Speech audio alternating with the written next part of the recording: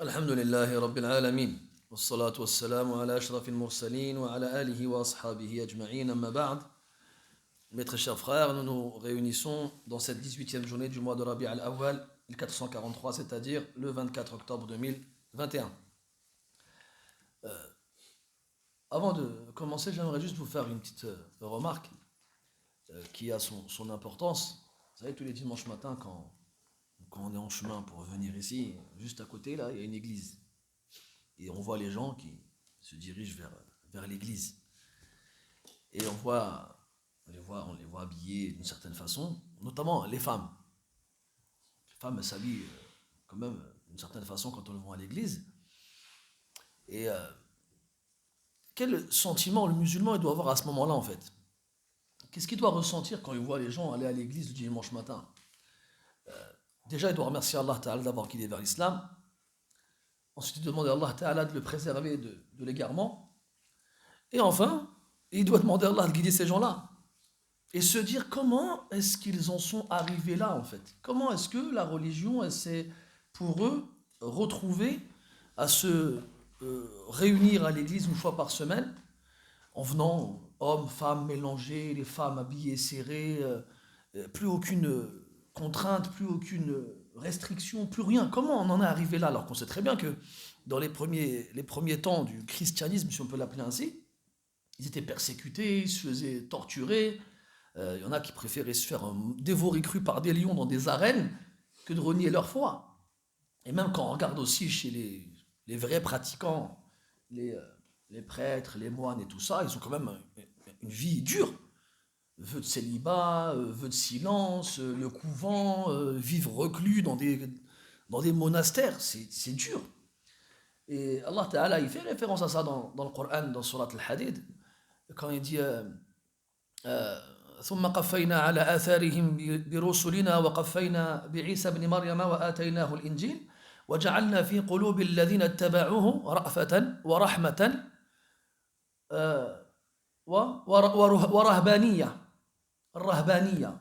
Donc Allah dit qu'il a mis dans le cœur de ceux qui ont suivi Isa alayhi salam de la rahma, de la miséricorde, de la ra'fa, de la compassion. Effectivement, jusqu'à aujourd'hui, ce sont les valeurs principales véhiculées par le christianisme, l'amour, la compassion et toutes ces choses-là. Et warahbaniya. Rahbaniya, c'est la vie de moine. C'est vraiment cette vie de moine reclus qui délaisse dunya, le zuhd. Comme on voit jusqu'à aujourd'hui, notamment chez les orthodoxes en particulier, cette pratique vraiment rigoureuse et stricte. Puis après Allah dit c'est eux qui l'ont innové, nous ne leur avons pas imposé, nous ne leur avons pas ordonné de le faire. Pourquoi ils l'ont fait alors? Ils l'ont fait dans le but de rechercher l'agrément d'Allah subhanahu wa ta'ala. فآتينا الذين آمنوا منهم أجرهم وكثير منهم فاسقون. Nous donnâmes à ceux d'entre eux qui ont cru leur récompense, et beaucoup d'entre eux sont des fasiqun, des pervers qui sont sortis des limites de la foi. Donc, vous savez, il faut se demander comment est-ce qu'on en est arrivé là? Comment est-ce qu'ils y sont arrivés? Et ne pas se dire qu'on est à l'abri de ce genre de finalité. Que si, quand on voit justement le passage par lequel l'islam passe aujourd'hui, plus précisément les musulmans, notamment en France, on a de plus en plus de gens qui appellent à un islam de France, un islam moderne, comme l'autre qui a écrit un livre, l'islam en zéro. A'oudhu billah, le seul zéro qu'il y a, en fait, c'est ton islam à toi, c'est pas autre chose. Et si on laisse faire, et si personne ne fait entendre la voix de la vérité, c'est ce qui risque de finir un jour ou l'autre. Un jour, dans les mosquées, les femmes viendront sans se couvrir la tête, elles se mélangeront aux hommes, elles s'habilleront de façon non convenable, comme on l'a vu déjà dans certaines mosquées en France. Ça commence à exister, avec soi-disant des imams femmes qui font l'adhan, qui font la khutbah, qui dirigent la prière. C'est extraordinaire. Nous, on se dit quoi? Ouais, c'est des fous, faut pas les s'intéresser à eux. Mais elle est là l'erreur, justement. Parce que si on laisse et on dit rien, ça va finir par s'installer. Ça, c'est la première des choses que je voulais vous dire. La deuxième, c'est, d'ailleurs, pour juste finir là-dessus, il y a des gens qui sont durs envers les koufars. Maintenant, ils vont voir les gens partir à l'église le matin comme ça, et ils vont avoir des sentiments durs, qu'Allah il les maudisse, qu'Allah il les fasse rentrer en enfer. Des choses de ce genre-là, on les a déjà entendues. On a déjà eu des débats comme ça avec des gens. On est comme ça en train de parler de l'actualité. Puis il y a toujours un qu'Allah il les maudisse, et qu'Allah il leur fasse, et qu'Allah il leur fasse. Déjà, premièrement, est-ce que le prophète il faisait ça, alayhi salatu wassalam? Et quand il l'a fait, Allah il a révélé un verset pour lui dire Laysa laka min al-amri shay. La décision ne te revient pas. C'est pas toi qui décides ces choses-là. Et c'était à l'égard de personnes qui ont tué des compagnons. Il faisait le qunut, il demandait à Allah de les maudire. Allahumma al'an fulan wa allan, et ainsi de suite. Et Allah lui a dit non, je ne fais pas ça. Ensuite, le croyant, ce n'est pas quelqu'un qui maudit. Laysa al-mu'minu bil-la'an, wala bil-ta'an. Et enfin, surtout quand tu discutes avec des gens dont la famille est chrétienne, qui ne sont pas d'origine musulmane, qui eux sont tristes quand ils voient dans leur famille des gens qui ne suivent pas la religion d'Allah Ta'ala, et tu dis devant lui qu'Allah il maudisse les koufars. Tu penses à ton frère devant toi? Là, c'est pas ça le contenu de Wa ma arsalnaka illa rahmatan lil alamin. Et nous, on doit vouloir la guider pour les autres comme on l'a voulu pour nous-mêmes. Et Allah Ta'ala, il a reproché au prophète de trop s'en faire pour les autres jusqu'à en souffrir. Le fait de voir les gens ne pas suivre le droit chemin, ça le faisait souffrir. Il était triste. Allah, il lui a plusieurs fois, il l'a rappelé à l'ordre. La tahzan alayhim. La tadhhab nafsuka alayhim hasarat. Ça le préoccupait vraiment. Et dans le verset, Allah Ta'ala il dit فَإِنِ اسْتَطَعْتَ أَن تَبْتَغِيَ نَفَقًا فِي الْأَرْضِ أَوْ سُلَّمًا فِي السَّمَاءِ فَتَأْتِيَهُمْ بِآيَةٍ. Le Rasoul, s'il pouvait leur ramener les plus grands signes pour qu'ils se convertissent, il l'aurait fait. Il était toujours prêt à une négociation, il était toujours prêt à discuter avec eux dans ce but-là. Et Allah, il lui répond وَلَوْ شَاءَ اللَّهُ لَجَمَعَهُمْ عَلَى الْهُدَى. Et si Allah il avait voulu, ils les aurait tous réunis sur la guidée. فَلَا تَكُونَنَّ مِنَ الْجَاهِلِينَ. Ne fais donc pas partie des ignorants. Tout ça, mes frères, pour dire que si on est là, il faut que notre présence ici, elle soit utile. Et à défaut d'être profitable aux autres, on ne doit pas leur être maléfique. On ne doit pas leur vouloir le mal. C'est un minimum. Et je finirai avec la deuxième remarque que j'ai quand je viens le matin, comme ça, surtout le dimanche. Les rues, elles sont vides. En plus, il fait froid, là. Les gens, le dimanche matin, c'est le jour du repos. Il faut la grasse matinée. Et se réveiller, venir à la mosquée, s'asseoir dans des positions peut-être inconfortables, supporter le froid, essayer d'étudier, de se rapprocher d'Allah Tabaraka wa Ta'ala à travers la demande de la science, à un moment où les gens donnent leur droit à leur corps, le droit du repos, ou à un moment où ceux qui ne sont pas musulmans pratiquent leur religion, donnent à l'action encore plus de mérite. Et ça, c'est une qaïda qu'il faut retenir, elle est importante. Ibn Rajab al-Hanbali, rahimahullah, il l'a évoqué dans son livre Lata'if al-Ma'arif. Il dit que l'adoration, lorsqu'elle est accomplie à un moment dans lequel les gens sont insouciants, dans lequel les gens donnent du temps à leur personne, dans lequel les mécréants s'adonnent à leur adoration, l'adoration à ce moment-là, elle a plus de valeur que l'adoration en dehors de ce genre de moment-là. Cette règle, elle repose sur deux hadiths. Le hadith de Sha'ban. Quand le prophète sallallahu alayhi wa sallam, il parle du mois de Sha'ban, il dit que c'est un mois yaghfulu anhu kathirun minan nas, dans lequel beaucoup de gens sont, vis-à-vis duquel beaucoup de gens sont insouciants. Parce qu'il tombe entre le mois de Rajab, qui est un mois sacré, et le mois de Ramadan, qui est un mois sucré. Et généralement, avant la Hasra, les gens, pendant les mois sacrés, faisaient beaucoup d'efforts. Et pendant le Ramadan, ils en faisaient encore plus. Et entre les deux, pendant le mois de Sha'ban, ils se reposaient. Donc l'adoration, avec un grand A, était plus ou moins délaissée temporairement pour les raisons qu'on a évoquées. Et alors, le prophète il a encouragé les personnes de faire des adorations à ce moment-là parce qu'elle était délaissée par les autres. Et le deuxième hadith, c'est le hadith de la fin des temps dans lequel yakthuru fihi al-hajr, al-haraj, al-qatl, les massacres. À la fin des temps, les massacres se multiplieront. Les gens seront tués sans raison, partout. Et à ce moment-là, celui qui adore Allah tabaraka wa ta'ala, il aura la même récompense que quelqu'un qui a fait la hijra vers le prophète de son vivant. Pourquoi? Parce que ce moment-là, les risques sont tellement grands, les dangers sont tellement présents, que les gens pensent plus à leur sécurité et leur protection qu'à passer du temps à adorer Allah subhanahu wa ta'ala. Donc celui qui met de côté ces choses-là pour adorer Allah ta'ala, sa récompense, elle sera énorme. Donc il faut vraiment garder ça en tête. Le dimanche matin, quand ton réveil sonne, tes yeux ils s'ouvrent difficilement et que tu regardes ton réveil, tu as toujours ce moment dans lequel il y a un petit toit qui te dit allez vas-y, tu écouteras le dars plus tard.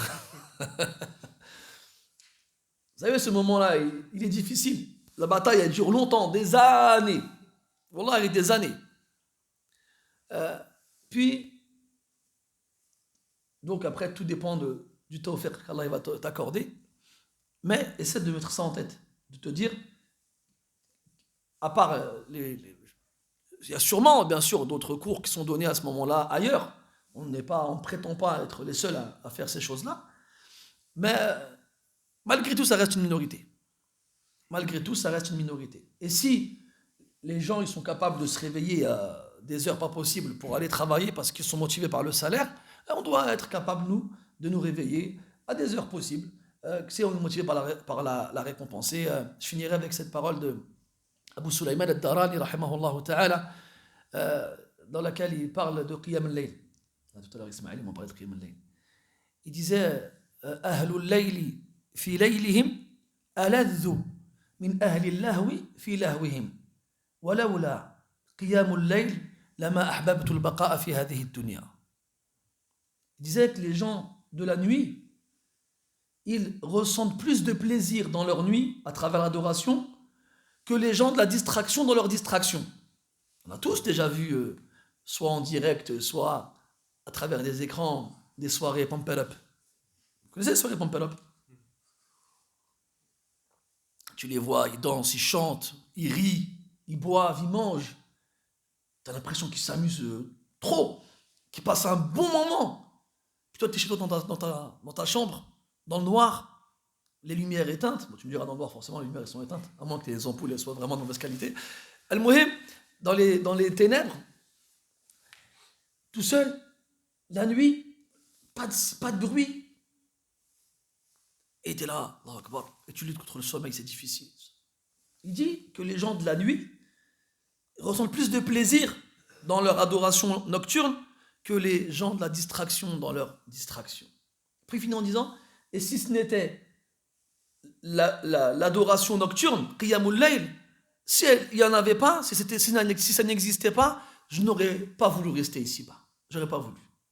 Attention, après, comme on en parlait tout à l'heure avec Ismaël, t'entends ça, tu dis vas-y, je vais faire Qiyam al-Layl. Après tu vas voir, c'est dur, après tu vas laisser tomber. Il y a deux choses. La première, c'est que il ne faut pas que tu crois que Qiyam al-Layl c'est quelque chose d'insurmontable, d'infaisable. On s'y habitue progressivement. Tu commences avec rak'atayn après le Maghrib. Qiyam al-Layl chez les ulama commence à partir de le Maghrib. Et le minimum, c'est rak'atayn avec un verset par rak'a. Qui ne peut pas faire ça? Un verset par rak'a. Tu fais rak'atayn, 2 unités de prière, et tu récites un verset par rak'a. Le verset que tu veux. C'est la première des choses. Donc commence doucement, tranquillement. وهذا يعد من قيام الليل. Tu mets la niya, qiyam al-layl, c'est qiyam al-layl. Et la seconde, c'est que ça prend du temps avant d'éprouver ce plaisir-là. Il y a des salafs qui l'ont dit. Il y en a un qui disait, je ne sais plus c'est qui, je crois que c'est Mohammed ibn al-Munkadir, rahmatullah alayhi, il disait Kabadtu qiyam al-layli 20 sana. ثم تلذذت به. C'est-à-dire, j'ai surmonté, j'ai affronté, c'est mieux, j'ai affronté la prière nocturne pendant 20 ans. 20 ans. Quand on parle d'affrontement, c'est qu'il y a une difficulté. C'est seulement après ces 20 années, ces 20 longues années, que j'ai commencé à éprouver du plaisir. Donc il faut y aller doucement, mes frères. Tranquille. Et, putain, j'ai une dernière chose. Dernière chose, mais vraiment, après on passera au DAS. Si une nuit entière elle passe, sans que tu aies évoqué Allah subhanahu wa ta'ala, sans que tu aies dit ne serait-ce qu'une fois astaghfirullah, à un moment où Allah ta'ala il descend au ciel de ce bas monde et qu'il appelle hal min mustaghfirin fa'aghfir lah, est-ce qu'il y a quelqu'un qui implore le pardon que je lui pardonne? Si une nuit entière elle passe sans que tu aies lu un verset du Coran, que tu aies fait du dhikr, ne serait-ce qu'en disant subhanallah, alhamdulillah, Allahu akbar, Abdullah ibn Mubarak rahmatullah alayh, quand il voyageait en groupe, il ne voulait pas se faire remarquer par les gens la nuit en se levant et en priant. Alors il restait allongé et toute la nuit il répétait subhanallah, alhamdulillah, Allahu akbar, la ilaha illallah, toute la nuit. Il y a même certains d'entre eux qui dormaient à côté de leurs épouses la nuit et ne voulaient pas que leurs épouses ne sachent qu'ils se lèvent. Et quand ils avaient des doutes et qu'ils avaient peur qu'elles le découvrent, alors ils restaient allongés à côté d'elles et ils faisaient du dhikr. Et il y avait une d'entre elles qui disait je savais qu'il avait passé la nuit à pleurer le matin quand j'enlevais son oreiller, qu'il était trempé. Ils disent une autre femme, elle est rentrée un jour chez une famille et elle a trouvé le tapis de prière du mari trempé. Elle a cru que c'était l'enfant qui avait fait pipi dessus. Elle a dit bal al-ghulam ala as-sajjada. Faites attention, l'enfant il a fait pipi sur le tapis. Elle a dit non, ça c'est les larmes de mon mari la nuit quand il prie. Le muhim, c'est que faut jamais la tastaqil, dans le sens où ne te dis pas c'est trop peu, c'est pas la peine. Il y a un minimum. Tu fais un peu de dhikr avant de dormir, masha'Allah, ça te suffit. Et donc je te disais, celui qui passe la nuit entière sans rien faire, il est mahroum, privé. Allah il lui a pas voulu ce bien. Et si Allah il t'a pas voulu ce bien, c'est que tu ne le mérites pas. Et si tu ne le mérites pas, c'est que tu as fait quelque chose qui te l'a fait perdre ce mérite. Fahasib nafsak. Alors juge-toi, remets-toi en question et répare ce que tu as cassé. Peut-être qu'Allah lèvera la privation. Voilà, c'était pour mes pensées matinales. On revient au livre de Cheikh Al-Usaymi, hafidhahullah ta'ala, dans la vénération de la science. On reprend là où nous nous sommes arrêtés avec le ma'aqid al-thamin. قال حفظه الله تعالى المعقد الثامن لزوم التأني في طلبه وترك العجلة. إن تحصيل العلم لا يكون جملة واحدة إذ القلب يضعف عن ذلك وإن للعلم فيه ثقلا كثقل الحجر في يد حامله. قال تعالى إنا سنلقي عليك قولا ثقيلا أي القرآن. وإذا كان هذا وصف القرآن الميسر كما قال الله تعالى ولقد يسرنا القرآن للذكر فما الظن بغيره من العلوم. وقد وقع تنزيل القرآن رعاية لهذا الأمر منجما مفرقا باعتبار الحوادث والنوازل. قال تعالى وقال الذين كفروا لولا نزل عليه القرآن جملة واحدة كذلك لنثبت به فؤادك ورتلناه ترتيلا. وهذه الآية حجة في لزوم التأني في طلب العلم والتدرج فيه وترك العجلة كما ذكره الخطيب البغدادي في الفقيه والمتفقه والراغب الأصفهاني في مقدمة جامع التفسير. ومن شعر ابن النحاس الحلبي قوله رحمه الله اليوم شيء وغدا مثله من نخب العلم التي تلتقط يحصل المرء بها حكمة وإنما السيل اجتماع النقط. ومقتضى لزوم التأني والتدرج البداءة بالمتون القصار المصنفة في فنون العلم حفظا واستشراحا والميل عن مطالعة المطولات التي لم يرتفع الطالب بعد إليها ومن تعرض للنظر في المطولات فقد يجني على دينه وتجاوز الاعتدال في العلم ربما أدى إلى تضييعه ومن بدائع الحكم قول عبد الكريم الرفاعي أحد شيوخ العلم بدمشق الشام في القرن الماضي طعام الكبار سم الصغار. Ce 8e chapitre est intitulé Luzum al-ta'anni fi talabi. Donc al-luzum, c'est se forcer à faire une chose. Lazama yalzamu luzuman. Ça va dans le sens de l'obligation. C'est même un des synonymes du wajib. Inch'Allah, dans le fiqh, quand on verra l'ahkam shar'iyya, on verra le wajib, l'obligatoire, et ses différents synonymes. Et parmi ces différents synonymes, al-lazim, l'obligatoire, luzum, l'obligation. Et là, on va éviter d'employer le mot obligation pour ne pas confondre avec l'obligation dans son sens juridique. Mais c'est dans ce sens-là qu'il faut, dans le sens de l'obligation, quelque chose de strict à suivre. Wa ta'anni, c'est le contraire de l'empressement. Ne pas s'empresser, prendre son temps. Luzum ta'anni fi talabihi, c'est-à-dire se forcer à prendre son temps dans la demande de la science. Wa tark al-ajala, et forcément l'inverse, délaisser l'empressement. Al-ajala min al-shaytan, kama ja'a fi al-khabar. L'empressement vient du diable. Il ne faut pas s'empresser, même si c'est une nature chez l'être humain. Allah Ta'ala dit khuliqa al-insanu min ajal. L'être humain a été créé empressé. Et ici, min, ça veut pas référence au asl, à la base de la création, parce qu'on sait que l'être humain a été créé min tin. Il n'a pas été créé de la précipitation comme étant une base de sa création, mais c'est une base qu'il a en lui, qui est en lui dans sa création. Elle est là la nuance.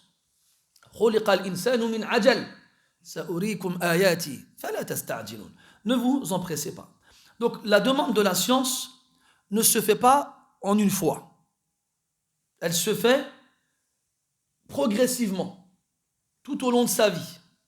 Le cœur n'est pas capable d'emmagasiner toute la science en quantité, comme il n'est pas capable de contenir toute la science, même en une seule fois, de contenir une grande quantité de science en une seule fois. Surtout aujourd'hui, vous savez, parmi les choses qui favorisent la mémoire, l'absence de support qui conserve les informations. Moins tu as de support, plus tu vas travailler ta mémoire.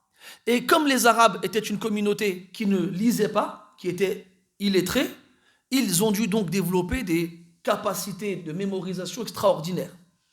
Et c'est pour ça qu'ils retenaient autant de choses. Et aussi, c'est pour ça qu'ils faisaient beaucoup de poèmes. Car la poésie permet de retenir plus facilement les informations. Les Arabes, ils disaient avant, diwan ou l'arabe al-shi'r. Al-diwan, c'est les registres. Avant, les gens, ils avaient des archives écrites. Les Arabes n'en avaient pas vu qu'ils ne savaient pas écrire. Le seul moyen, le seul support qu'ils ont trouvé pour conserver les informations, c'était leur mémoire.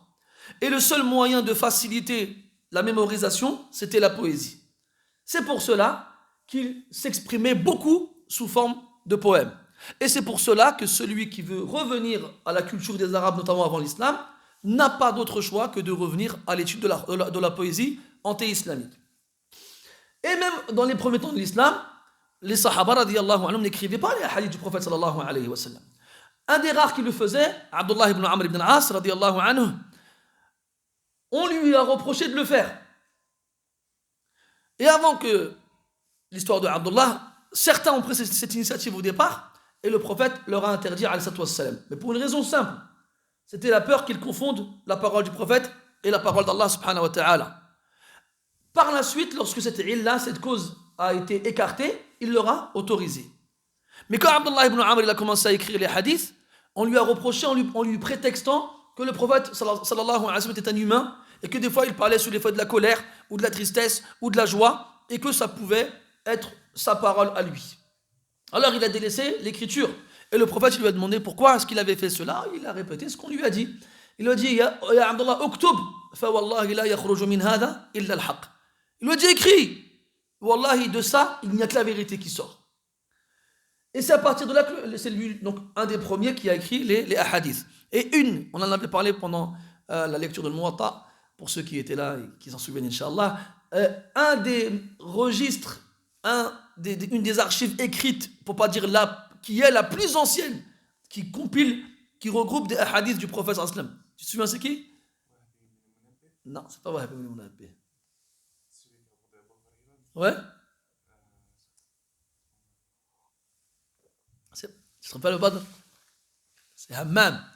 Hammam, c'est pas Wahab. Sahifatu Hammam ibn Munabbih.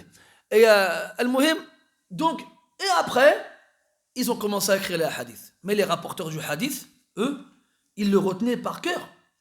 Des fois, tu lis des hadiths, ils sont longs. Rasul, elle aura parlé pendant. Imagine-toi, pendant un quart d'heure, je te parle, tu m'écoutes comme ça, et tu retiens tout. Tu retiens tout. Et vous connaissez l'histoire de Abu Ja'far al-Mansour, et avec Sawtu Safir al-Bulbuli. Hein? Abu Ja'far al-Mansour, il arrivait à retenir un poème après l'avoir écouté une seule fois. Et il avait une servante qui retenait le poème après l'avoir écouté 2 fois. Et il avait un esclave qui arrivait à retenir un poème après l'avoir écouté 3 fois.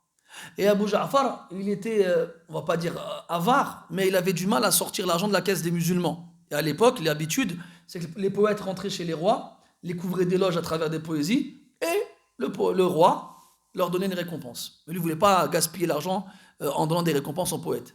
Alors qu'est-ce qu'il a fait? Il a lancé un concours à travers le pays pour les poètes. Il leur a dit, celui qui me ramène un poème que je ne connais pas, je donnerai le poids du support sur lequel il a écrit son poème en or. Par contre, si je le connais, il n'aura rien. Donc, quand le poète il arrivait, il y avait la servante cachée dans un coin là-bas, et l'esclave dans un autre. Il disait, vas-y, récite ton poème. Alors il récitait, lui il écoutait. Puis quand il finissait, il dit, moi je connais ton poème. Et hop, et lui récitait.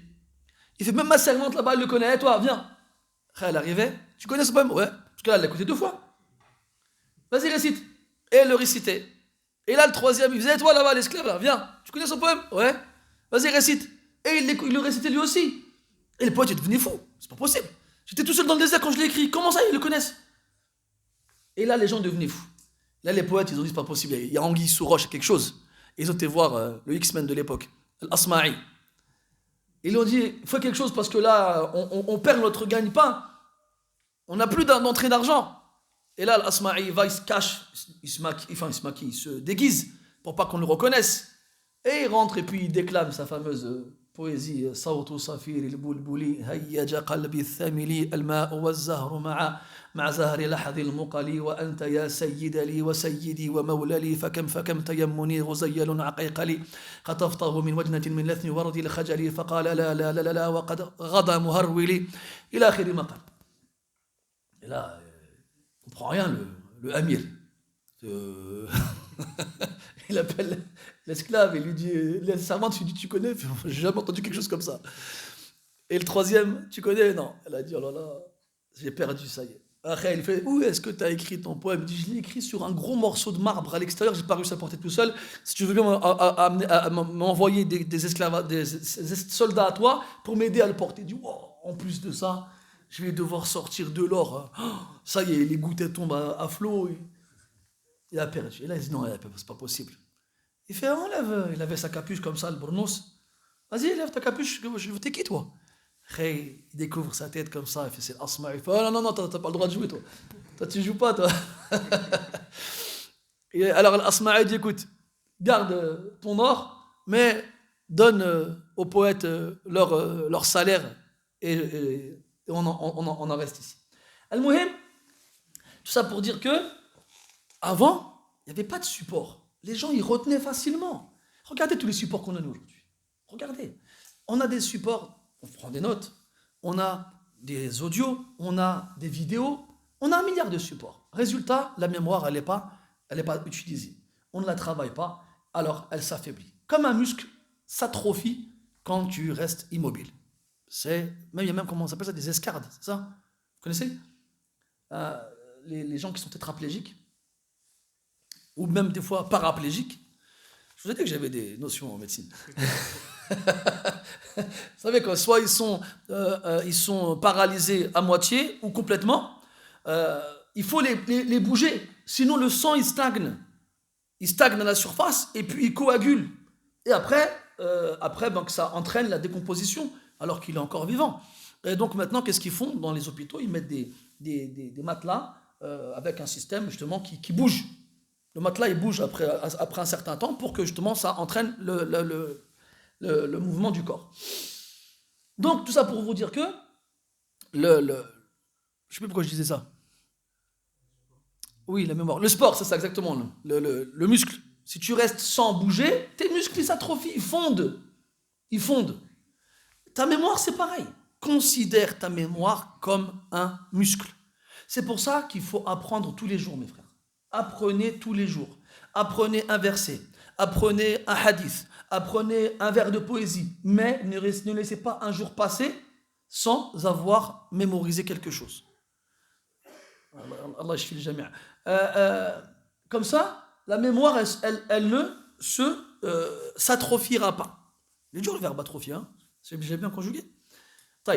Donc le cœur, il est faible.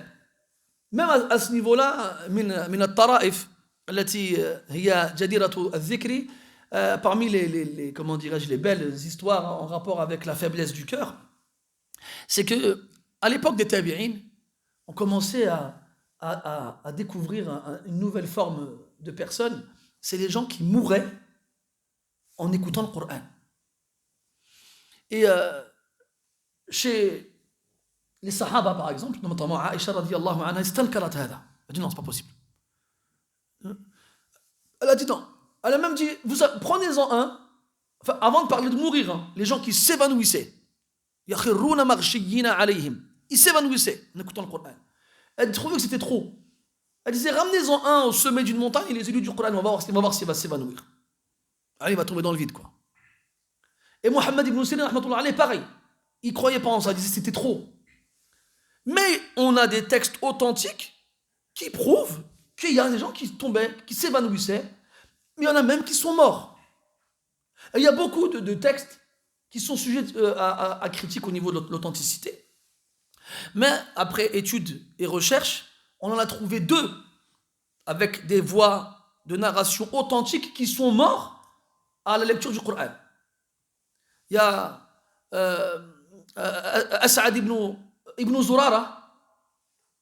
As'ad ibn Zurara ou Zuraratu? Non, As'ad ibn Zurara, rahmatullah alayh, et Ali ibn al-Fudayl ibn Iyad, rahmatullah alayh. Eux, il a été prouvé qu'ils sont morts pendant la prière, après avoir écouté le Coran. As'ad ibn Zurara, il a lu surat al-Muddathir. Il est mort après le verset où Allah Ta'ala dit فَإِذَا نُقِرَ فِي النَّاقُورِ. Subhanallah. Lorsqu'on soufflera dans al-Naqur, l'instrument de Israfil alayhi salam, il est mort. Et Ali ibn al-Fudayl, lui, il est mort pendant la prière aussi. Alors que son père, il dirigeait la prière à la lecture de surat al-Qari'a. Al-Qari'a, ya ikhwani. Et après, donc, ils se sont posé la question, les savants. Ils disent, comment ça se fait? Pourquoi les Sahaba, ils ne sont pas morts? Pourquoi les Sahaba, ils ne s'évanouissaient pas? Et eux, après, est-ce qu'on va se dire qu'ils avaient plus la foi? Non, ce n'est pas une question de foi. C'est une question de la force du cœur. Les Sahaba, radiyallahu anhum, avaient un cœur plus fort qui leur permettait de supporter ces choses-là. Jubayr ibn Mut'im, radiyallahu anhu, dans Sahih Muslim, il dit, une nuit, à la Mecque, il sort de chez lui et il se dirige vers la place de la Kaaba et il y trouve le prophète en train de faire la prière, alayhi salatu wassalam. Et il lisait suratul Haqqa. Non, suratul Tur. Et Allah Ta'ala, il l'écoute en train de lire Tur. C'est une sourate extraordinaire, comme toutes les sourates du Coran. Il écoute comme ça. Il est étonné, il est ébahi, il est stupéfait par la beauté de ce qu'il entend. Et au moment où le prophète arrive au verset où Allah Ta'ala dit est-ce qu'ils ont été créés à partir de rien, ou bien est-ce qu'ils sont eux les créateurs? Et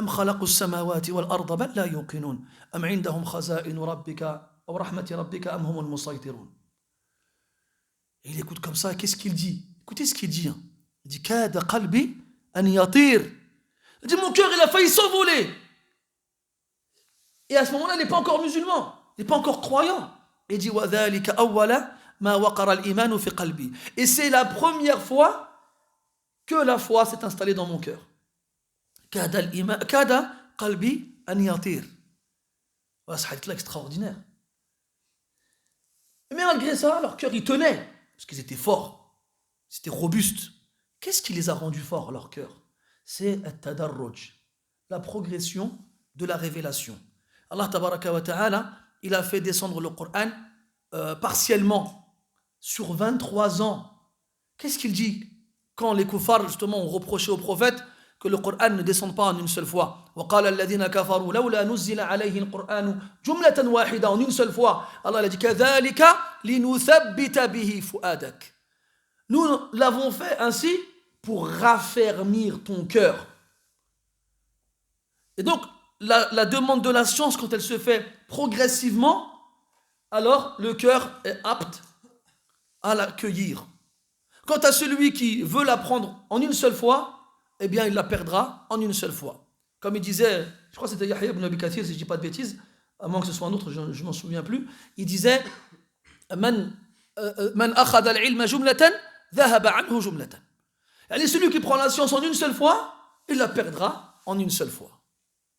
Il ne la gardera pas.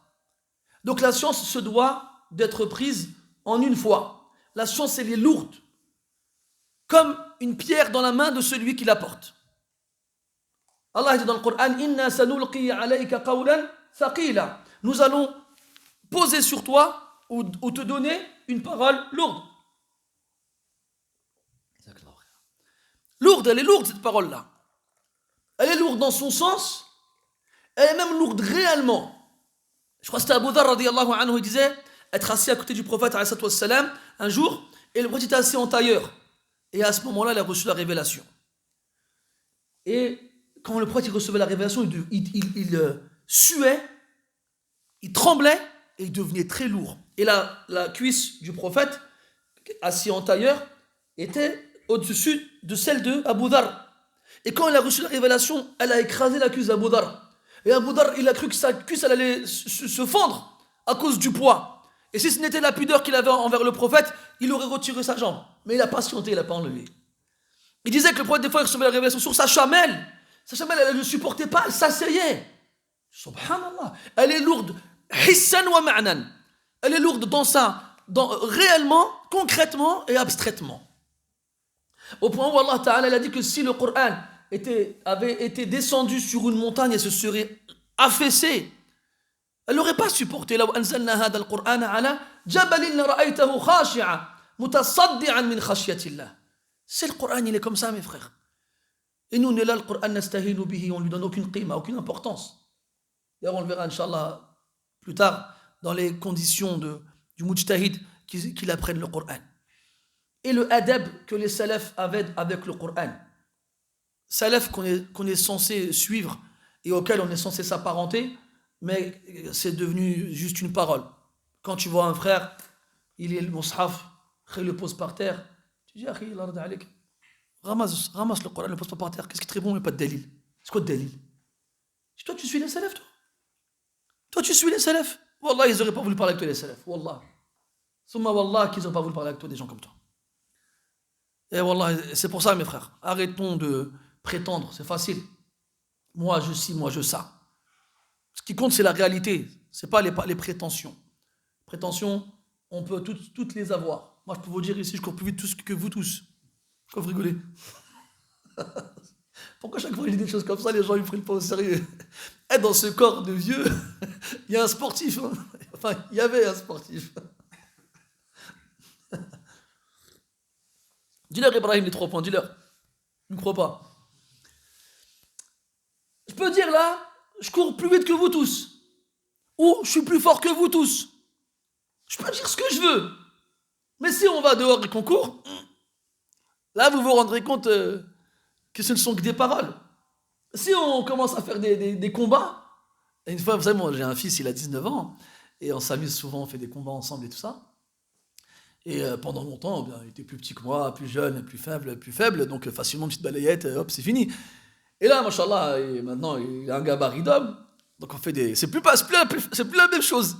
Et puis moi, j'ai plus de cardio. Donc on est comme ça, j'essaye de le mettre par terre, j'arrive pas, je fais, oh là là, c'est dur. Puis au moment, j'arrive plus à respirer. Alors lui, il en profite. Et moi, je tombe, pas parce qu'il me fait tomber, mais parce que je tiens plus sur mes jambes. Et après, il se met sur moi, j'ai attends, pousse, j'arrive plus à respirer là. Après, il me dit, comme dans ceux qui connaissent, ils vont reconnaître. Il me dit, dis-le.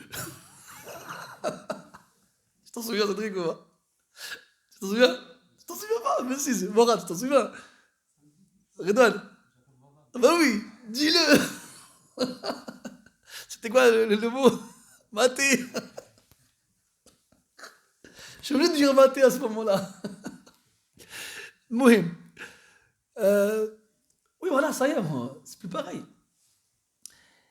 Je sais même plus pourquoi je vous raconte. Je dis des bêtises, après je m'éloigne, après Qu'est-ce que je disais, Khalid, tu vois? Hein? Ah oui, c'est ça, Hassan, voilà, on prétend pas à des...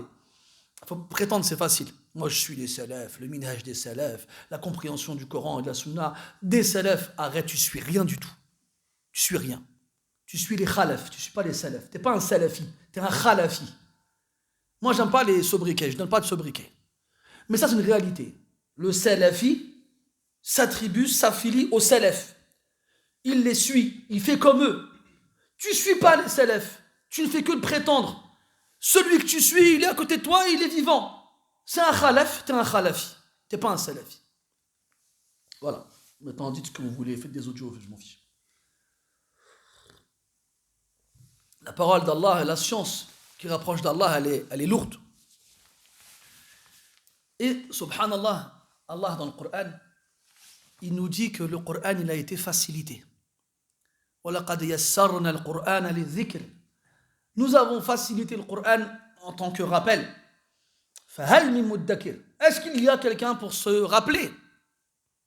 Si on a autant de mal à lire le Coran, je ne dis pas à l'apprendre, je dis à le lire.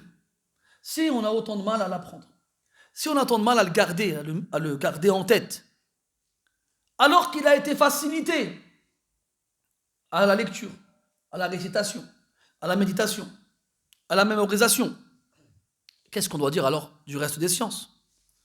Alors forcément, on doit les apprendre.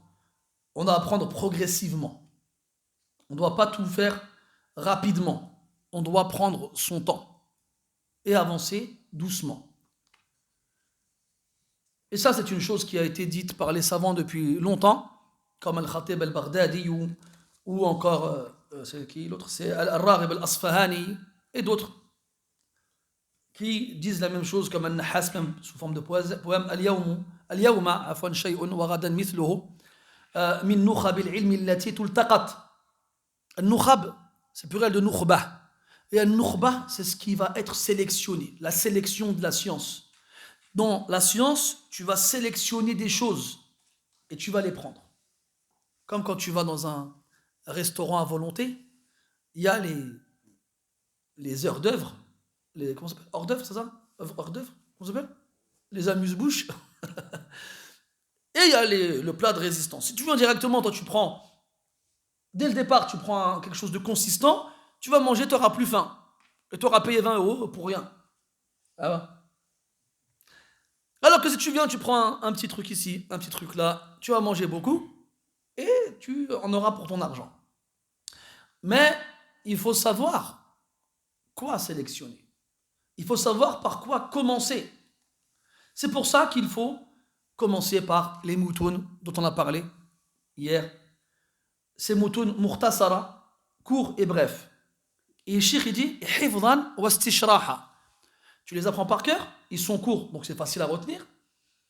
Et tu les étudies. Tu fais le sharh. Et le sharh, mes frères, c'est fakku al-ibara wa bayanu al-ma'na. Le sharh, c'est, comment dirais-je, ouvrir le mot, dans le sens où tu mets en évidence son sens. Parce que comme le texte, il est réduit et résumé au maximum, alors on va être obligé d'exprimer, de formuler d'une certaine façon. Pour deux raisons. La première, parce qu'on veut pas que ce soit long. Et la deuxième, c'est on ne veut pas que l'élève il étudie le livre tout seul. Donc il aura le caractère résumé pour lui faciliter l'apprentissage et pour lui imposer de l'étudier avec quelqu'un qui l'a compris, pour qu'il n'aille pas le lire tout seul. Et à ce niveau-là, le sharh doit être proportionnel au livre. Il ne faut pas faire un sharh trop long pour un livre court. Nous, avant, et ça, c'est des mashayikh. Après, chacun a sa façon de faire. On ne fait pas de critique à ce niveau-là. Mais il y a des ulama qui vont prendre un mukhtasar et te faire un sharh sur des volumes et des volumes. Ou bien qui vont évoquer dans le sharh l'explication des masaïl qui n'ont pas du tout été évoqués par l'auteur. Ça, en vrai, c'est une chose qui n'est pas à faire. Et je me souviens, un des premiers cheikhs avec lesquels on avait connu ça, c'est Cheikh al-Rajihi. Cheikh al-Rajihi et Cheikh Abdurrahman al-Barrak, hafidahum Allah. Eux, ils te faisaient un matn entre le Maghreb et l'Isha. Thalathat al-Usul entre le Maghreb et l'Isha. Nawaqid al-Islam entre le Maghreb et l'Isha. Subhanallah. C'était des ta'liqat yassira. C'est vraiment des commentaires brefs, courts. Et nous, à l'époque, on avait soif. Vas-y, c'est nul. On veut des fawaïd. Nous, on veut que ça mitraille. On en veut pour notre argent. Alors, on délaissait leurs assises et on préférait aller chez d'autres chouyours qui faisaient des longs chourouh. Le wasatiya en 100 cassettes. Mais il y avait des fawaïd, hein. Masha'Allah, c'était ilmi. Mais en 100 dars, c'est long. Alors que le wasatiya, Cheikh Al-Usaymi, il nous le fait en 2 cours. D'ailleurs, quand Cheikh Al-Usaymi a commencé lui aussi à faire des chourouh de ce style-là, bref, quand tu fais la semaine avec lui de comment ça s'appelle ce barnamaj, Muhimmat al-Ilm, il a plusieurs programmes qu'il fait au long de l'année, et il y en a un, généralement, auquel j'ai pu assister, alhamdulillah, dans lequel il fait une vingtaine de matns en une semaine. Ah, mais c'est physique. Hein. Ah, mashallah. Ça commence après le fajr, et c'est toute la journée. C'est vraiment sportif. C'est le, comment on appelle ça, décathlon, ça. Hein. Marathon. Merci, monsieur Decathlon, ça marche aussi. Décathlon, c'est quand il y a 10. Triathlon, c'est quand il y a 3. Et marathon, c'est la longue course. Bon, d'accord, je suis fatigué, mais j'ai pas lu que des BD quand j'étais petit. Et Al-Muhim, c'est vraiment marathonien, pour reprendre le terme de l'Aïdine. Et en une semaine, tu fais 20 matins. Et voilà, hein. Quand tu écris, tu prends les notes. Tu dis, ah ouais, il a vraiment fait le tour. Loi Wasatiya en 2 assises, Kitab Tawhid en 2 ou 3 assises, je m'en souviens plus. Et en fait, c'est ça en vrai. C'est ça qu'il faut faire. Le matn doit être, s'il est mukhtasar, le sharh doit être mukhtasar. Les autres masaïl qui ne sont pas évoqués dans le livre, on y viendra après. Et on commence à voir certains mashayikh dans leur site officiel proposer des mustawayat, des niveaux. Un des premiers qui a fait ça, c'est Cheikh Abdelkarim Al-Khudair, hafidahullah ta'ala. Enfin, ceux qui s'occupent de son site, tu as dans les différentes sélections du site, niveau 1. Tu cliques sur niveau 1 et tu as une série de doros. Après, tu as niveau 2 et ainsi de suite. Et le but, mes frères, c'est d'en faire le plus possible. Et si on reste 20 ans sur un kitab, comment on va faire 20 kitabs? On ne pourra pas. Donc, Inch'Allah, c'est ce qu'on va faire ensemble. Inch'Allah, quand on va commencer, on va rentrer dans le vif du sujet. On va faire des moutons de mukhtasara. On va passer dessus rapidement. Pourquoi? Parce qu'on va en faire d'autres après, à la suite. Et c'est en faisant de plus en plus que vous allez finir par enregistrer les informations. C'est comme ça qu'il faut faire. Donc, l'apprendre par cœur et étudier son contenu. Et surtout, pour l'instant, ne pas se précipiter à aller lire dans les longs livres. Là, pour l'instant, laisse-les ça. C'est pas pour toi. Les clés qui vont te permettre d'ouvrir les connaissances présentes dans les encyclopédies, le mutawwalat, elles sont dans les mukhtasarat. Si tu veux passer au Mutawalat avant de lire les Mukhtasarat, tu vas rien comprendre. Tu vas te tromper. Tu vas faire des choses que personne avant toi n'a jamais dites ou prononcées. N'a jamais dit, pardon, n'ont jamais dit ou prononcé. Et très souvent, malheureusement, on peut tomber dans des choses graves. En lisant dans les Mutawalat, toi tu pars du principe où c'est un livre mu'tabar. C'est-à-dire que c'est un livre, une référence reconnue, acceptée de tout le monde. Tu vas dire donc forcément, ce qu'il y a dedans, c'est forcément bien. Tu vas commencer à lire, tu vas tomber sur des aqwal ghariba, des paroles étranges, inhabituelles, t'entends nulle part. Et après, soit tu vas les appliquer, alors qu'elles ne sont pas applicables dans ton contexte, ou soit tu vas carrément en faire la promotion. Tu vas sur Twitter, j'ai vu ça. Et après, tu ouvres la porte à n'importe quoi. Tu ouvres la porte à n'importe quoi. Et un exemple tout simple, vraiment tout simple. Les boissons qui ne sont pas alcoolisées, mais qui à la base le sont. L'exemple, la bière sans alcool. La bière halal. Je me rappelle quand c'est sorti ça, c'était limite une victoire pour beaucoup de monde. Quand je me rappelle, j'étais avec quelqu'un, on était à l'étranger, on s'est arrêté dans une station-service et on avait soif. Et lui, il cherchait absolument la fameuse bière halal. Mais il fallait voir, hein, c'est comme un enfant devant un vendeur de papa. Hein. Il ouvrait le frigo comme ça, il cherchait. Je lui dis, qu'est-ce que tu cherches? Il dit, ouais, je veux une bière. Oh, tu me fais peur là. Il fait, non, t'inquiète, elle est halal. Elle est halal. Bon, d'un point de vue juridique, elle est halal. Pourquoi? Parce qu'elle n'enivre pas. Mais est-ce que ça te donne le droit pour autant de la boire? Al-Bahouti, rahmatullahi alayhi, dans Kashaf al-Qina', Bahouti min ulama al-Hanabila al-Mutaakhirin, il dit كما يحرم التشبه بالكفار يحرم التشبه بالفساق. Comme il est interdit de chercher à ressembler aux mécréants, il est interdit de chercher à ressembler aux pervers. Et vous savez quel exemple il donne?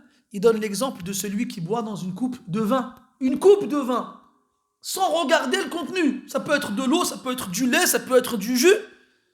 Le simple fait, t'as vu comment ils prennent la coupe comme ça là? Ils la prennent, ils laissent la poignée descendre entre leurs doigts, et la façon de boire, juste la façon de boire. Il dit, attends les choses. Qu'est-ce qu'on doit dire alors à ceux qui boivent du champomis sans alcool, la fête est plus folle? Hein? Champomis, les bières sans alcool et tout ça.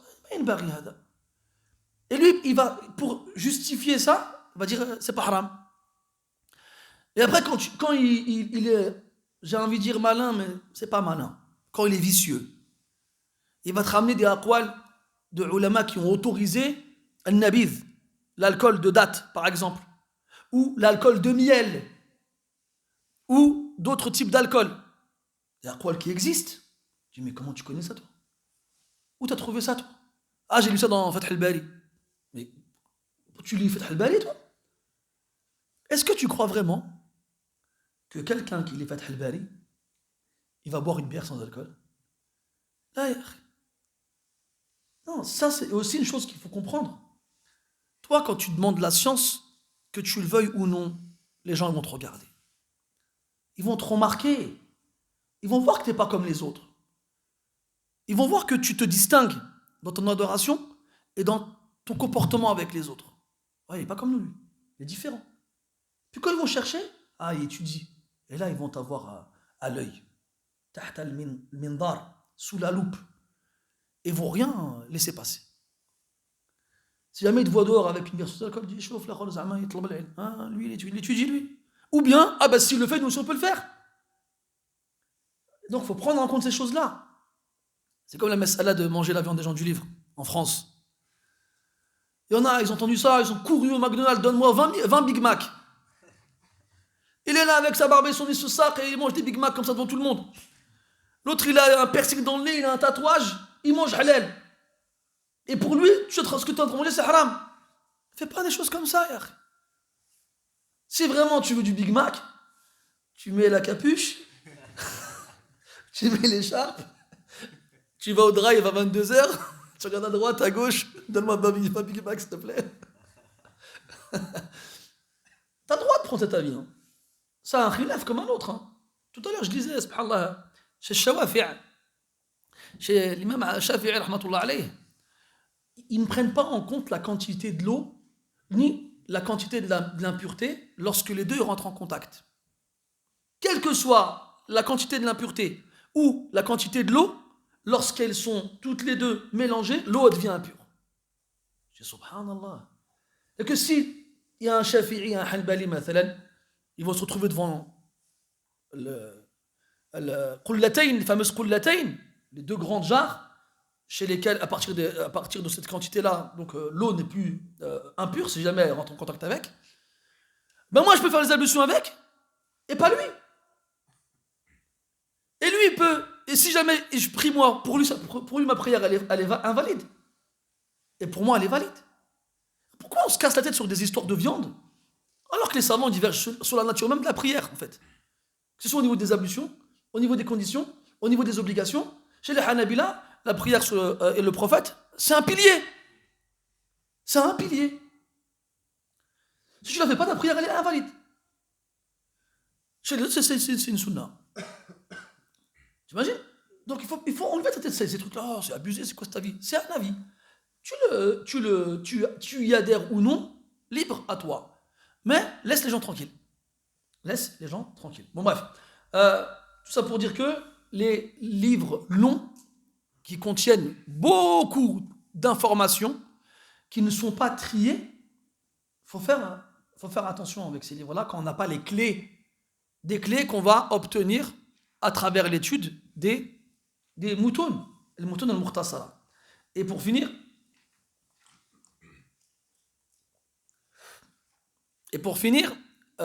il cite la parole qu'on a déjà citée ensemble, Ta'amul kibar summu as-sigar. La nourriture des grands est un poison pour les petits. Vous savez, le miel, Allah en fait l'éloge dans le Coran.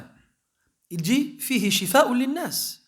Le miel, il y a dans le miel une guérison pour les gens. C'est un médicament. T'as un bébé, il a quelques jours, il a la gorge encombrée. Toi, tu lis le Coran, tu lis dedans que le asal, c'est bon, il y a de la guérison. Tu vas donner du miel à un bébé, mais tu vas le tuer. Tu vas le tuer.